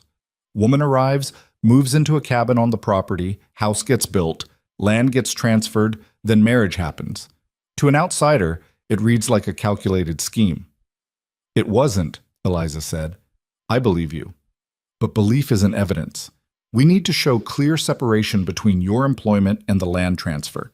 Show that the house was genuinely a gift, not payment for services." "How do we do that?" Sarah tapped her pencil against her notepad. "Character witnesses. People who can testify to the nature of your relationship, the legitimacy of your work arrangement, Rowan's reputation for integrity. We build a picture of who you both are, not just what the timeline suggests." Margaret Henderson agreed to testify. So did Tom Bridger, the carpenter who'd helped build the house, and several ranch hands who'd witnessed the working relationship between Rowan and Eliza. Even the lawyer who'd drawn up the original deed agreed to speak on their behalf. But Hutchins was building his own case. Eliza heard through Tom that he'd been collecting testimonies from anyone who'd witnessed her arrival, her time in the cabin, her presence at the ranch before the marriage, twisting every innocent fact into evidence of impropriety. The night before the hearing, Eliza couldn't eat. Fear sat in her stomach like lead, making food impossible. She sat on the porch of her house, their house, watching the sun set over hills that had become familiar. Rowan found her there, sitting beside her without speaking for a long time. "What if we lose?" she finally asked. "We won't." "But what if we do? What if they decide the transfer was fraudulent and take the house away?" "Then we'll appeal, fight it at the next level, and the next if we have to." "And if we lose everything?" He turned to look at her directly. "Then we'll still have each other." "That's not nothing, Eliza. That's everything." She wanted to believe him, wanted to trust that love or partnership or whatever they were building together would be enough if the material things fell away. But she'd spent too many years with nothing to easily dismiss the value of property and security. "I'm scared," she admitted. "Me too." The admission surprised her. Rowan always seemed so unshakable, so certain. "You're scared?" "Terrified. Not of losing land or money. I can make that back. But of losing you. Of this investigation driving a wedge between us, making you resent me for dragging you into my fights. That won't happen. You don't know that. People break under pressure. I've seen it happen. Strong people, good people, falling apart when the weight gets too heavy." Eliza took his hand, gripping tight. "I'm not breaking, and I'm not going anywhere. Whatever happens tomorrow, we face it together. Promise?" "I promise." They sat that way until stars filled the sky, holding on to each other and the hope that truth would be enough. The Territorial Land Office occupied a stone building in Cheyenne, imposing and official. Eliza wore her best dress, the blue calico she'd made from Rowan's gift, and tried to hold her head high as they climbed the steps. Inside, the hearing room was smaller than she'd expected, a long table at the front where 3 officials sat, reviewing documents. Rows of chairs for witnesses and observers, and on the left side of the room, Gerald Hutchins with his own lawyer, looking satisfied and certain. Sarah Thornton met them at the door, all business. "Remember what we discussed. Answer honestly, don't volunteer information they don't ask for, and don't let them bait you into anger." The hearing began promptly at 9. The lead official, a gray-haired man named Commissioner Walsh, outlined the complaint. Alleged fraud in the land transfer. Questions about the legitimacy of the arrangement between Rowan Hale and Eliza Whitmore, now Hale. Evidence suggesting impropriety. Hutchins' lawyer went first, presenting his case with theatrical precision. Testimony from townspeople who'd seen Eliza move into the cabin that first night. Ranch hands who'd witnessed her working in Rowan's house. The timeline of events that supposedly proved a scheme to circumvent homestead law. And then, the lawyer said, voice dripping with implication, conveniently, they married, only after questions were raised about the arrangement, only after the impropriety became too obvious to ignore. Eliza felt her face burn but kept quiet. Sarah had warned her this would happen. Then it was their turn. Sarah called witnesses methodically, building a counter-narrative. Margaret Henderson testified about Eliza's character and work ethic. Tom Bridger spoke about Rowan's reputation for fairness and integrity. The carpenter described being hired to build the house, the care and quality that went into it, not something done hastily or fraudulently. Finally, Sarah called Rowan to testify. He stood, walked to the front, and sat in the witness chair with the same calm he brought to everything. But Eliza could see tension in his shoulders, the slight clench of his jaw. "Mr. Hale," Sarah began, "please describe for the commission how you met Miss Whitmore, Mrs. Hale." Rowan described that first night, finding her by the creek, offering the cabin, the simple human decency of helping someone with nowhere else to go. "And the land transfer?" Sarah prompted. "Why did you decide to build her a house and transfer ownership?" "Because she deserved independence. Because I'd built my life on the principle that people should be judged by their character and work, not their circumstances. She'd proven herself capable and trustworthy. Giving her property was a way to ensure she'd never be dependent on anyone's charity again, including mine." "Did you expect anything in return?" "No. The house was a gift, freely given." "And the marriage?" Rowan's eyes found Eliza's across the room. "I fell in love with her, slowly, honestly, despite trying not to. The marriage wasn't strategic, it was inevitable." The room was silent. Even Hutchins' lawyer seemed momentarily at a loss. Then Sarah called Eliza. Walking to the witness chair felt like moving through deep water. Every eye in the room followed her. She sat, hands clasped to stop their shaking. "Mrs. Hale," Sarah said gently, "tell us why you came to Wyoming." Eliza told the truth. All of it. The letters from Hutchins, the hope of partnership, the devastating rejection on the platform, being stranded with nothing, Rowan's unexpected kindness. "Did you enter into any agreement with Mr. Hale with the intention of defrauding the land office?" "No. I accepted a job because I needed work. I accepted the house because he offered me independence. I married him because—" She stopped, finding courage. "Because he saw me as a person worth respecting when everyone else saw me as a problem to be solved or an embarrassment to be hidden." "And the house? If the commission rules the transfer fraudulent, what will you do?" Eliza met Commissioner Walsh's eyes directly. "I'll fight that ruling, because the house is mine, not through fraud or manipulation, but through honest work and a generous gift from a good man. I've spent my whole life being told I was too small, too old, too unnecessary. I'm done accepting other people's judgment about what I deserve." Sarah sat down. Hutchins' lawyer stood for cross-examination. "Mrs. Hale, isn't it true that you moved into Mr. Hale's cabin the very night you arrived?" "Yes." "And that you spent months living on his property, working in his home, before any legal marriage?" "Yes." "Convenient that you're now married. Convenient that you only formalized the relationship after questions were raised." "It wasn't convenience. It was certainty. Rowan proposed because we'd both realized what we meant to each other. The timing was accelerated by pressure from people like your client, but the feeling was real. Easy to claim feelings are real when property is at stake. The property was already mine before the marriage, legally transferred and filed. The marriage didn't change ownership, it changed our relationship." The lawyer tried several more angles, but Eliza held firm. Beside her, she could feel Sarah's approval. Finally, after 3 hours of testimony and cross-examination, Commissioner Walsh called a recess. The commission would deliberate and deliver their ruling by end of day. Rowan and Eliza waited in a small room down the hall, hands clasped, saying little. Sarah joined them, looking cautiously optimistic. "You both did well. Came across as honest and credible, but these things can go either way." The wait felt endless. Eliza watched sunlight move across the floor, marking time in slow increments.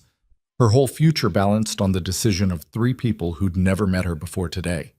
At 4 o'clock, they were called back. Commissioner Walsh looked at them over his spectacles, expression unreadable. Then he spoke. "After careful review of all testimony and documentation, this commission finds no evidence of fraud in the land transfer from Rowan Hale to Eliza Whitmore Hale. The transfer was executed legally, with proper documentation and clear intent. The subsequent marriage, while raising questions about timing, does not invalidate the transfer as it occurred prior to the marriage." Eliza felt the world tilt. They'd won. They'd actually won. "However," Walsh continued, and her heart dropped, We remind all parties that homestead law exists to prevent abuse and ensure fair distribution of territorial land. While no fraud occurred in this case, the Commission encourages clearer documentation and third-party oversight in future similar transfers to avoid even the appearance of impropriety. It was a victory with a warning attached, but it was still a victory. Across the room, Hutchins stood abruptly and left, his lawyer gathering papers with jerky, frustrated movements. Sarah allowed herself a small smile. Congratulations. Your house is legally and unquestionably yours. Outside in the fading afternoon light, Rowan pulled Eliza into an embrace that lifted her off her feet. We won, he said into her hair. You won. We both did. On the ride back to the ranch, exhaustion and relief mixed until Eliza felt drunk on it. They'd survived. The house was hers. No one could take it away. But more than that, they'd proven something. Not just to the Commission or the town, but to themselves. That what they'd built together was real, that it could withstand pressure and scrutiny and suspicion. That night, lying in their bed in their house on their land, Eliza finally let herself believe in the possibility of a future without fear. Thank you, she said into the darkness. For what? For seeing me. For building me a house. For fighting for us when it would have been easier to walk away. Rowan's arms tightened around her. I didn't build you a house, Eliza. I built us a foundation. You did the rest, turned it into a home, into something worth protecting. She fell asleep that night with his heartbeat steady against her ear and the knowledge that she was exactly where she belonged. Victory should have brought peace, but Eliza learned quickly that winning a battle didn't end a war. The Commission's ruling settled the legal question, but it didn't change minds. The town still whispered. People still stared when she walked down the street. Gerald Hutchins still lived 3 miles away, nursing his wounded pride like a poison he'd eventually have to spit out. The difference now was that Eliza stopped caring what they thought. She woke the morning after the hearing to find frost on the windows, first real cold of the season, warning that winter was coming whether they were ready or not. Rowan was already up, stoking the fire in the bedroom stove, moving quietly to let her sleep. What time is it? She asked. Early. Go back to sleep. But she was awake now, watching him work. He moved with the efficiency of someone who'd spent years doing everything alone, not wasting motion. She wondered how long it would take before he learned to let her help with small things, before he trusted that she wasn't going anywhere. I've been thinking, she said. That's dangerous. She smiled despite herself. About the house. It's mine now, legally, unquestionably, but it's also ours, our home. And I want to do something with it. He turned from the stove. Like what? Make it beautiful, not just functional, actually beautiful. She sat up, pulling the quilt around her shoulders. I want curtains that match, furniture that fits the space properly, maybe even paint on the walls. I want it to feel like something we built together, not just something I was given. You want to spend money on decoration? I want to spend our money on making a home. There's a difference. Rowan studied her, and she could see him working through it. The practical rancher who'd lived Spartanly for decades versus the man who'd built her a house because she deserved beauty and independence. Finally, he nodded. All right, what do you need? They made a list over breakfast.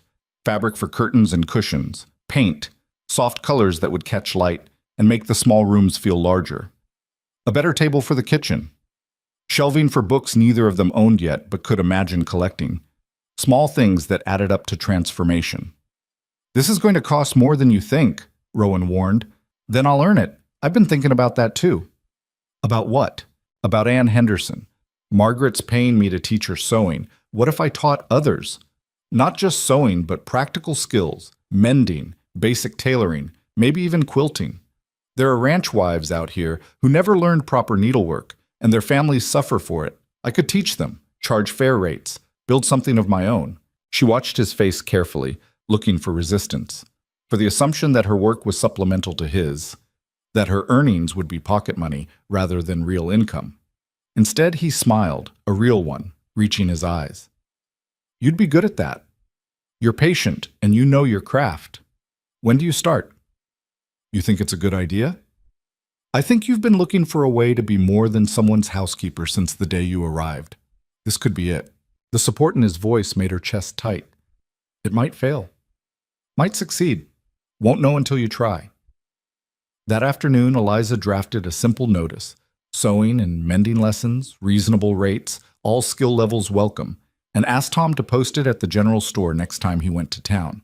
She expected maybe 1 or 2 inquiries if she was lucky. Within a week, she had 6 students signed up.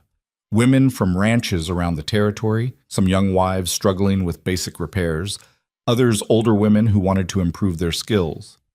Ann Henderson brought 2 friends from town.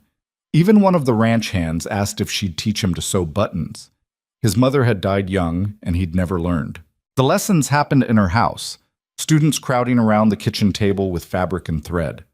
Eliza taught them the way she'd been taught, patiently, demonstrating multiple times, correcting mistakes without judgment. It felt good, purposeful in a way that cooking meals and cleaning houses never had. But more than that, it changed how people saw her. She wasn't just the woman who'd latched onto Rowan Hale anymore.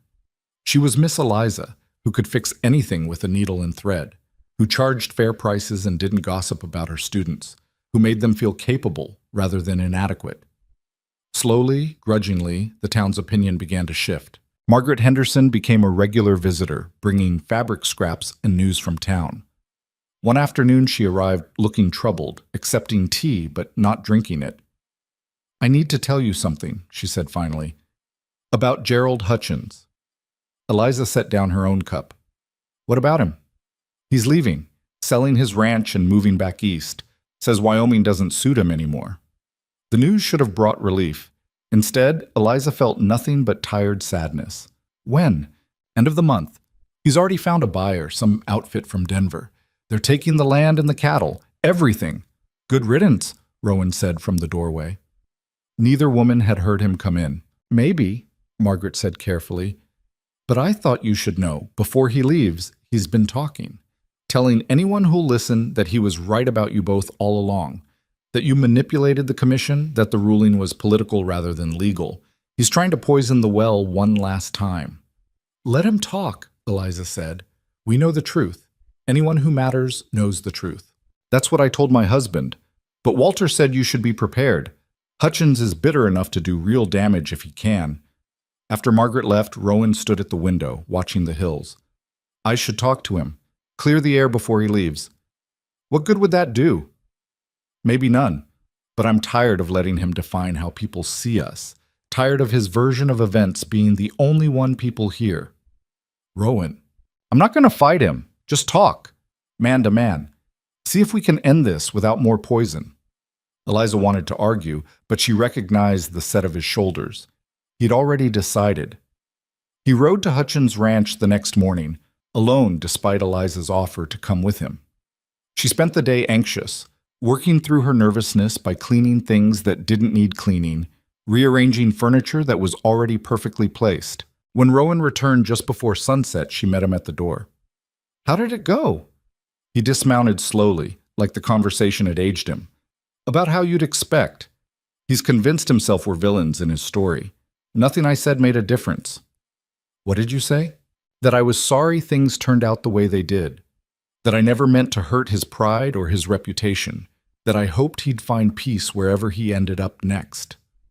Rowan loosened his horse's girth, began removing the saddle. "He told me to go to hell. So that's it? He leaves hating us?" "He leaves hating himself, I think. Hating that he made a mistake bringing you here and then compounded it by being cruel. Easier to blame us than face that." Eliza helped him carry the saddle to the tack room. "Do you think he'll ever realize that?" "Probably not. Some people would rather be right than happy. He's one of them." They stood together in the barn as twilight deepened outside, the smell of hay and leather familiar and comforting. "I feel sorry for him," Eliza said quietly. "Why?" "Because he's going to spend the rest of his life wondering what would have happened if he'd made different choices, if he'd been kinder on that platform, if he'd accepted that people don't fit into neat categories. He'll never know what he could have had. And we will. Yes, we will." Hutchins left 3 weeks later, wagon loaded with possessions, heading east toward a life Eliza couldn't imagine and didn't want. She didn't watch him go, but she heard about it from students who'd seen him leave. No fanfare, no goodbye gatherings, just a man retreating from a place that had never quite felt like home, With him gone, something in the town relaxed. The gossip didn't stop entirely. It never would, but it lost its vicious edge. People started nodding to Eliza when she passed on the street. The general store owner made conversation about the weather. Small gestures, but they accumulated into something that felt almost like acceptance. Winter came hard that year. Snow piled against the house walls. Wind howled through gaps in the siding that Rowan spent long days sealing. The ranch work slowed but never stopped. Cattle still needed feeding. Fences still needed checking. Equipment still needed maintaining. Eliza's sewing students dropped to just 2 through the worst months. Ann Henderson, determined to finish the quilt she'd started, and the ranch hand who was working through progressively more complicated repairs. But even 2 students meant purpose, meant income, meant building something that belonged to her alone. She used her earnings to buy fabric for new curtains, deep blue that reminded her of twilight. Rowan helped her hang them, standing on a chair while she directed placement. When they were finished, the house looked transformed. No longer just functional shelter, but a home with personality and care evident in every corner. "It's beautiful," Rowan said, and she could hear the surprise in his voice, like he'd forgotten places could be beautiful and not just practical. "We're not done yet." She showed him her sketches, ideas for the main house, ways to bring warmth and life into the austere rooms he'd lived in for years. Nothing extravagant, just thoughtful touches that would make the space feel lived in rather than survived in. "You don't have to do all this," he said. "I know, but I want to. This ranch is our life now. I want it to reflect who we are, not just what we can endure." He pulled her close, kissing the top of her head. "When did you get so wise?" "I've always been this wise. You're just finally listening." Through the long winter evenings, they worked together on projects that had nothing to do with survival and everything to do with building a life. Eliza taught Rowan basic embroidery. He was terrible at it but tried anyway, mangling a pillowcase before finally giving up. He taught her to read accounts, showing her how the ranch finances worked, making her a true partner in understanding what they owned and owed. One night, snow falling heavy outside, they sat by the fire while Eliza worked on restoring his mother's quilt, the one that had been on the cabin bed when she'd first arrived. Time and use had taken their toll, but the pattern was still beautiful, the craftsmanship still evident. "Tell me about her," Eliza said. "Your mother. Really tell me, not just the brief mentions." Rowan was quiet so long she thought he might not answer. Then, "She was small, smaller than you, but fierce, had opinions about everything and wasn't shy about sharing them." "Where did she come from?" "Pennsylvania originally. Met my father when he was working railroad construction back east. He convinced her to come west with him, told her about the opportunities, the land, the chance to build something from nothing. She thought he was crazy, but came anyway." "Was she happy here?" "I think so. It was hard, harder than anything she'd expected, but she never complained. Just worked and built and made the best of what we had." He paused. "She would have liked you, the way you don't quit, the way you see potential in things other people would throw away." Eliza looked down at the quilt in her lap. "Like this? Like this? Like me?" She set the quilt aside and moved to sit beside him, tucking herself under his arm. "You're not something that needed fixing, Rowan. Maybe not fixing, but you made me better. Made me want to be better." They sat that way until the fire burned low, comfortable in silence that felt like its own kind of conversation. Spring came slowly, reluctantly, the snow melting in patches to reveal dead grass and mud. But underneath, new growth was already starting, tiny green shoots pushing through frozen ground with stubborn determination. Eliza's students returned as the weather improved, and she found herself teaching 8 women regularly. She raised her rates slightly. Sarah Thornton had pointed out she was undercharging for her skill level and was surprised when no one balked. If anything, the higher price seemed to make people take the lessons more seriously. With the extra income, she bought supplies to start a small garden beside the house. Nothing ambitious, just vegetables and herbs, things that would grow in Wyoming's difficult soil if tended carefully. Rowan helped her prepare the ground, breaking up earth that had never been cultivated. "You know this might not work," he said, driving the spade deep. "It'll work, just needs patience and stubbornness. You'd know about both of those." She threw a clod of dirt at him. He dodged, grinning, and for a moment they were just two people playing in mud rather than a couple in their 50s trying to coax life from reluctant ground. The garden became her project through spring and into summer. She weeded religiously, watered during dry spells, fought off rabbits and insects with methods learned from Margaret Henderson and other ranch wives. Some plants failed despite her best efforts, but others thrived. Carrots that pushed deep into loosened soil, beans that climbed stakes Rowan built, tomatoes that ripened slowly under the relentless sun. The first time she brought in a basket of vegetables she'd grown herself, Rowan looked at it like she'd performed magic. "From our land," she said. "From dirt we broke and seeds we planted." "You planted. I just dug holes." "We did it together." That distinction mattered to her more than she could fully explain. Not her garden or his ranch, but theirs, built together through combined effort and shared purpose. By midsummer, the house had been fully transformed. New curtains in every window, furniture Rowan had built or bought based on Eliza's specifications. Rugs she'd woven from fabric scraps during slow evenings. Shelves holding books they'd begun collecting. Agricultural guides. Novels Tom Bridger had recommended. Even a book of poetry Eliza had found in town and bought on impulse. The main house got similar treatment. Eliza worked through it room by room, adding comfort without changing its fundamental character.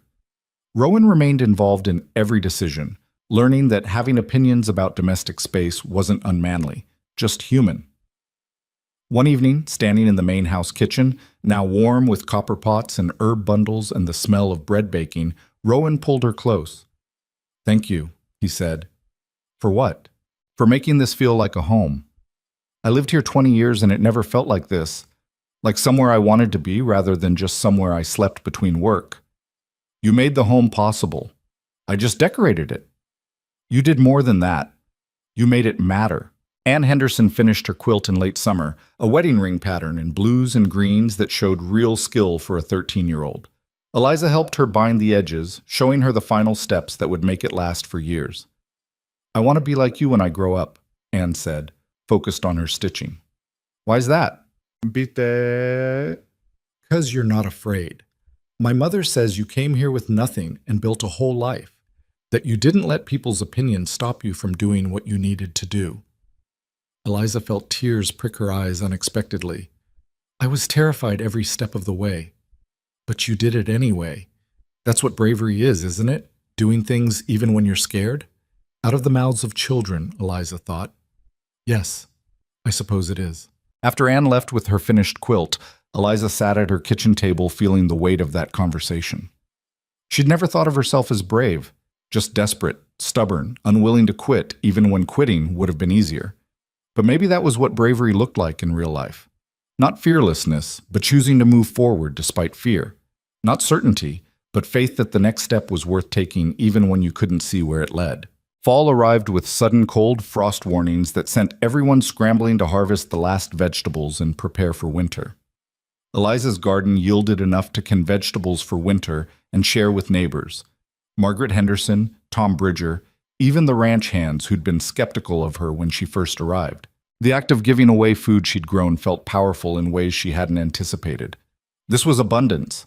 Enough to share, enough to build community, enough to prove she wasn't just surviving, but thriving.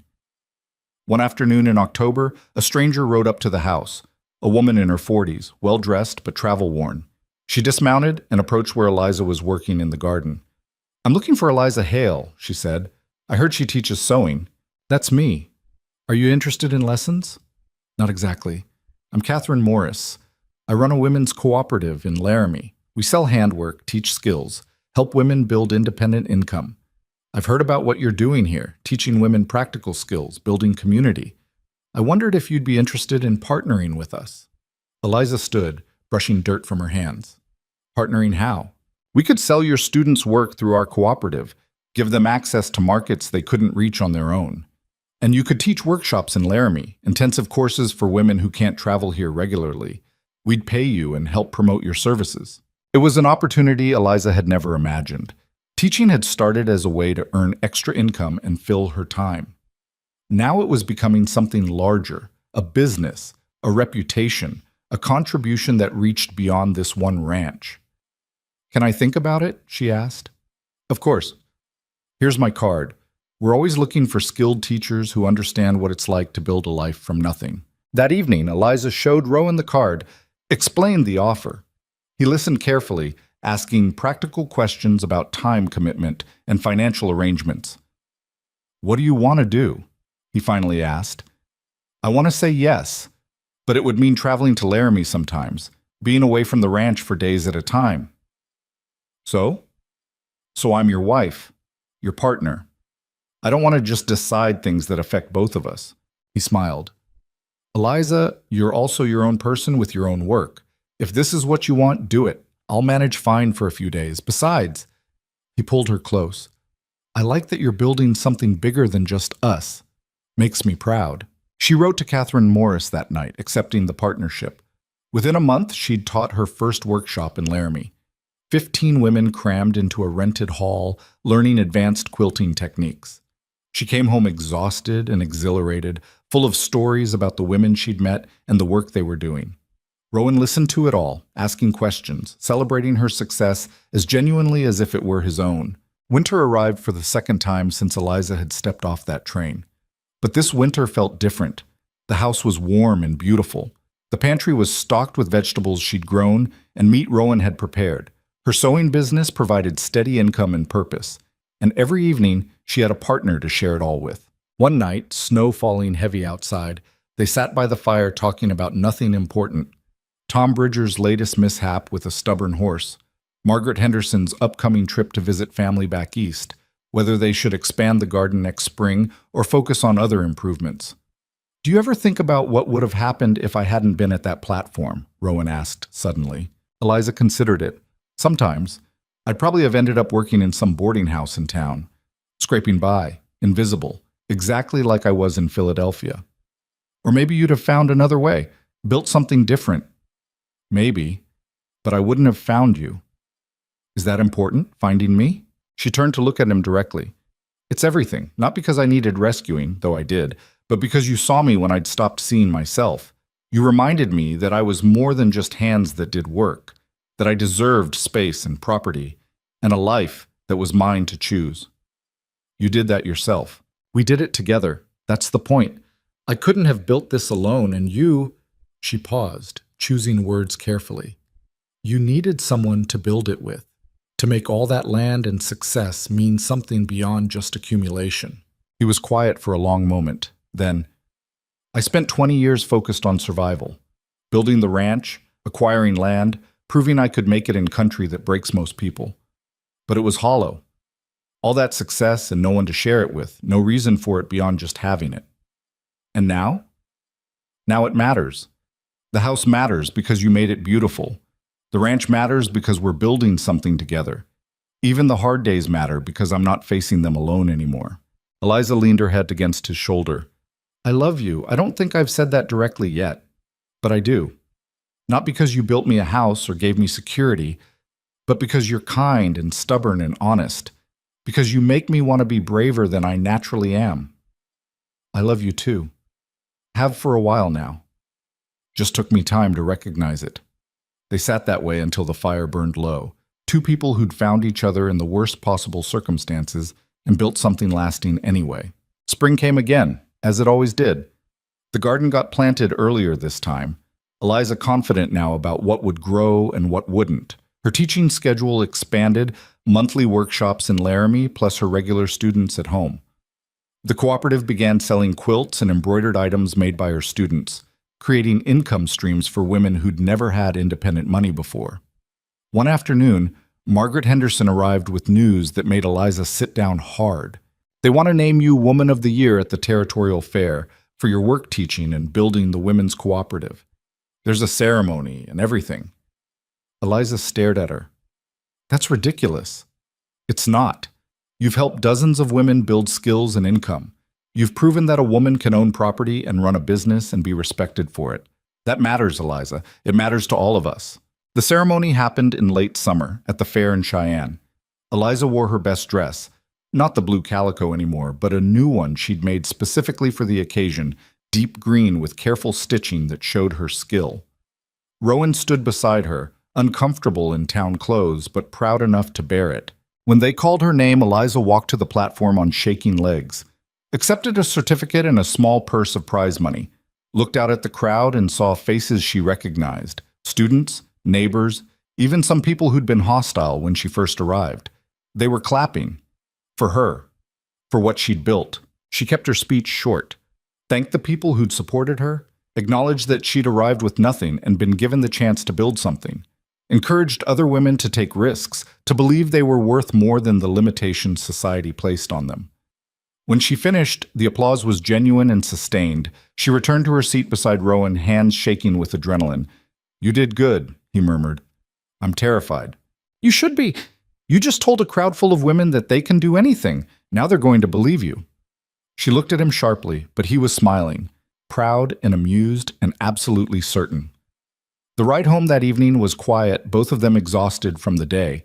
But as they crested the hill that revealed the ranch spread below, the main house, her house, the barn and outbuildings, the garden plot already showing green, Eliza felt something settle in her chest. This was home. Not just a place she lived, but a place she belonged. Land she owned, a business she'd built, a partnership she'd chosen freely. A year ago, she'd been standing on a train platform with nothing. Now she had everything that mattered. "What are you thinking?" Rowan asked. "That I'm glad Gerald Hutchins rejected me." He laughed, surprised. "Why?" "Because if he hadn't, I'd be stuck on some miserable ranch with a man who valued me for what I could do rather than who I was. I'd be surviving but not living, tolerated but not loved.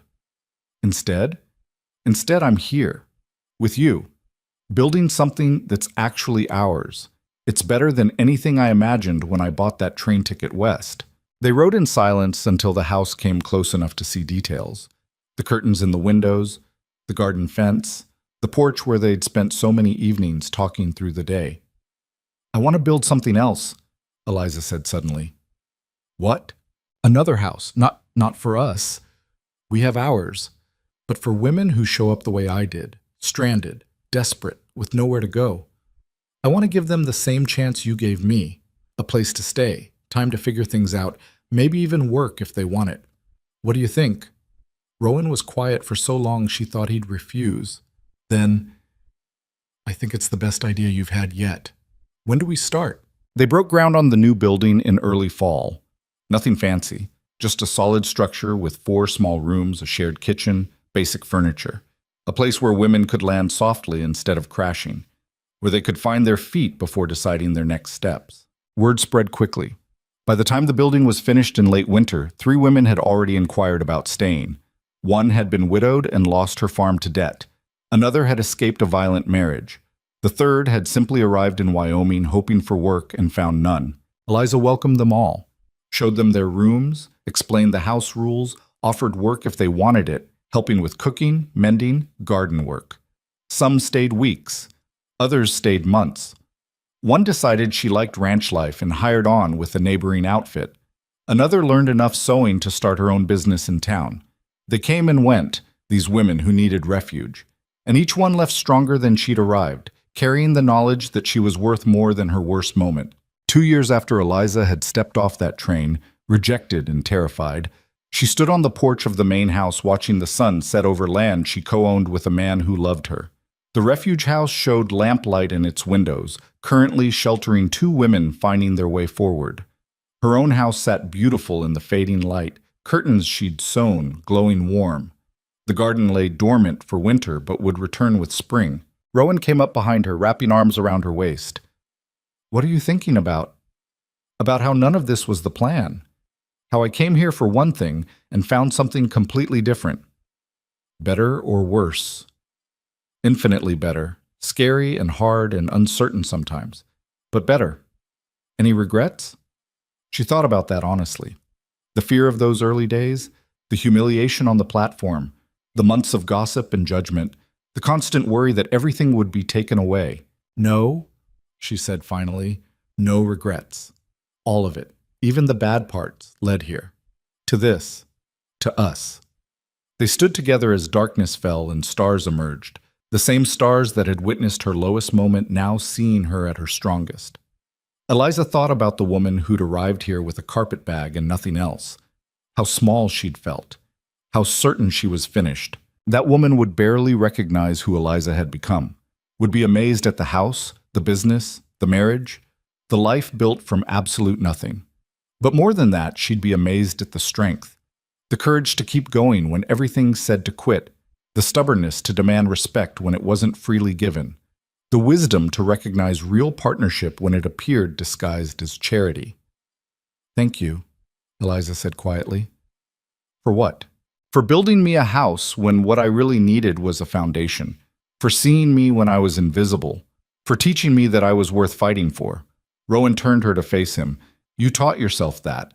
I just provided the space for you to learn it. We taught each other." "Yeah, I guess we did." Winter gave way to spring again, the cycle continuing as it always would. The garden got planted, bigger this time, with help from the women staying at the refuge house. Eliza's teaching business expanded to include correspondence courses for women who couldn't travel for lessons. The cooperative grew, providing income and purpose to dozens of women across the territory. But the most important growth was quieter. The way Eliza no longer flinched when someone called her Mrs. Hale. The way she spoke in town meetings about women's business concerns, no longer intimidated by men who thought their opinions mattered more. The way she'd learned to accept her own success without dismissing it as luck or timing. She'd become someone who built things, not just businesses or buildings, but opportunities. Pathways for other women to find their own strength. Proof that age and circumstance didn't define what was possible. One evening, sitting on the porch with Rowan after a long day, she said, "I want to write a letter." "To who?" "To myself. To the woman standing on that platform 2 years ago, terrified and certain everything was over. I want to tell her what's coming, that she'll survive it, that she'll be happy." "Would she believe you?" Eliza thought about that. Probably not. She couldn't imagine any of this. The idea that rejection could lead to something better would seem impossible. So why write it? Because maybe someday someone else will need to hear it. Some other woman standing at her worst moment, certain she's failed. Maybe knowing how this story turned out will give her courage to take the next step. Rowan was quiet for a moment. "Then write it. Tell the truth, all of it. The fear and the hope and the work it took. Tell them it's possible." She did write it late that night by lamplight. Wrote about the platform and the cabin and the slow building of trust. Wrote about fear and courage and the difference between them. Wrote about partnership and independence and how they weren't opposites but complements. Wrote about building a life when you thought your life was over. When she finished, she folded the pages and put them in the box where she kept important documents. Someday, maybe, they'd matter to someone. Or maybe they wouldn't. Either way, she'd told the truth about what was possible when you refused to quit. Years passed. The ranch prospered. The refuge house sheltered women who needed it, sent them back into the world stronger. Eliza's teaching became legendary in the territory. Women traveled from hundreds of miles away to study with her. The cooperative grew into a significant economic force, providing income and independence to women who'd never imagined either. But the heart of everything remained the same. The house she and Rowan had built together. The partnership they'd forged from unlikely circumstances. The quiet evenings on the porch, watching the sun set over land they'd made beautiful through care and work. Eliza was 63 when Tom Bridger married, bringing his young wife to live in a cabin Rowan built for them near the main house. The girl was nervous, overwhelmed by ranch life she'd never experienced. Eliza took her under wing, teaching her the same skills she taught everyone else. Not just sewing, but how to survive in country that demanded strength you didn't know you had. "How did you do it?" the girl asked one afternoon. "Come here alone and build all this?" Eliza looked around her kitchen. Beautiful now, full of light and warmth and the evidence of a life well lived. "I didn't build it alone. I had help. And I learned that asking for help isn't weakness, it's wisdom. That accepting kindness doesn't make you less independent. That building something with someone is stronger than building it alone." "But you own your own house, have your own business. You're not dependent on anyone." "I'm not financially dependent, no, but I'm dependent in other ways. On Rowan's partnership, on students who trust me to teach them, on other women who build things alongside me. Independence isn't the same as isolation. I learned that the hard way." The girl nodded slowly, processing. "I want to be like you someday." "You don't want to be like me. You want to be like yourself, but stronger. That's different. It was the same lesson Eliza had learned, standing on that platform at 56, certain her life was over. She hadn't become someone else. She'd become more fully herself, the person she would have been if fear and circumstance hadn't made her small. On her 65th birthday, the community threw a celebration, not just for her birthday, but for everything she'd built. The women's cooperative, the refuge house, the teaching that had touched hundreds of lives. They gathered in the barn Rowan had cleared out and decorated, bringing food and stories and gratitude. Eliza stood before them, older now but stronger in ways that mattered, looked at faces of women she'd taught, women she'd sheltered, women who'd become friends and partners in building something larger than any one person. "I came here with nothing," she said, "and I almost didn't survive. If one man hadn't looked at me and seen worth instead of failure, I'd have died in Wyoming, forgotten and alone. But Rowan gave me a chance, and I took it, built on it, turned one chance into 100 opportunities."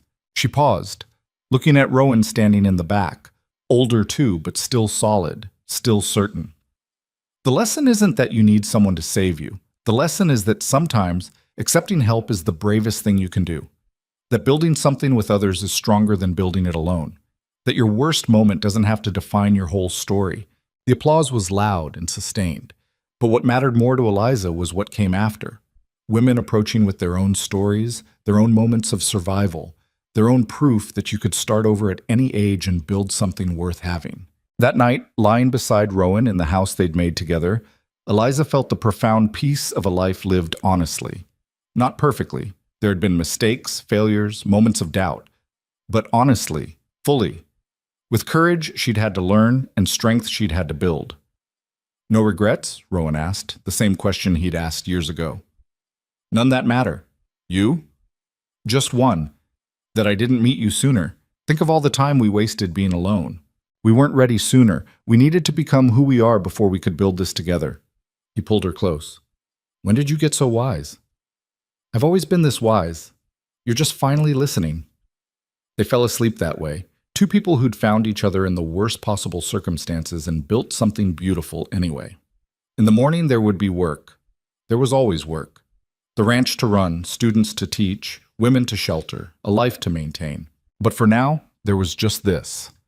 The warmth of another person who knew all your worst moments and chose to stay anyway.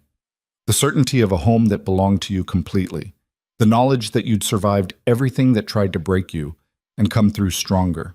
Outside, Wyoming stretched vast and unforgiving under stars that had seen it all.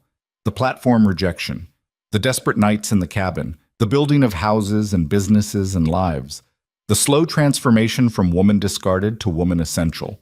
The land didn't care about any of it, would outlast all their struggles and triumphs, would still be here long after they were gone. But what they'd built on this land, the refuge, the teaching, the proof that you could start over at any age, that would last too.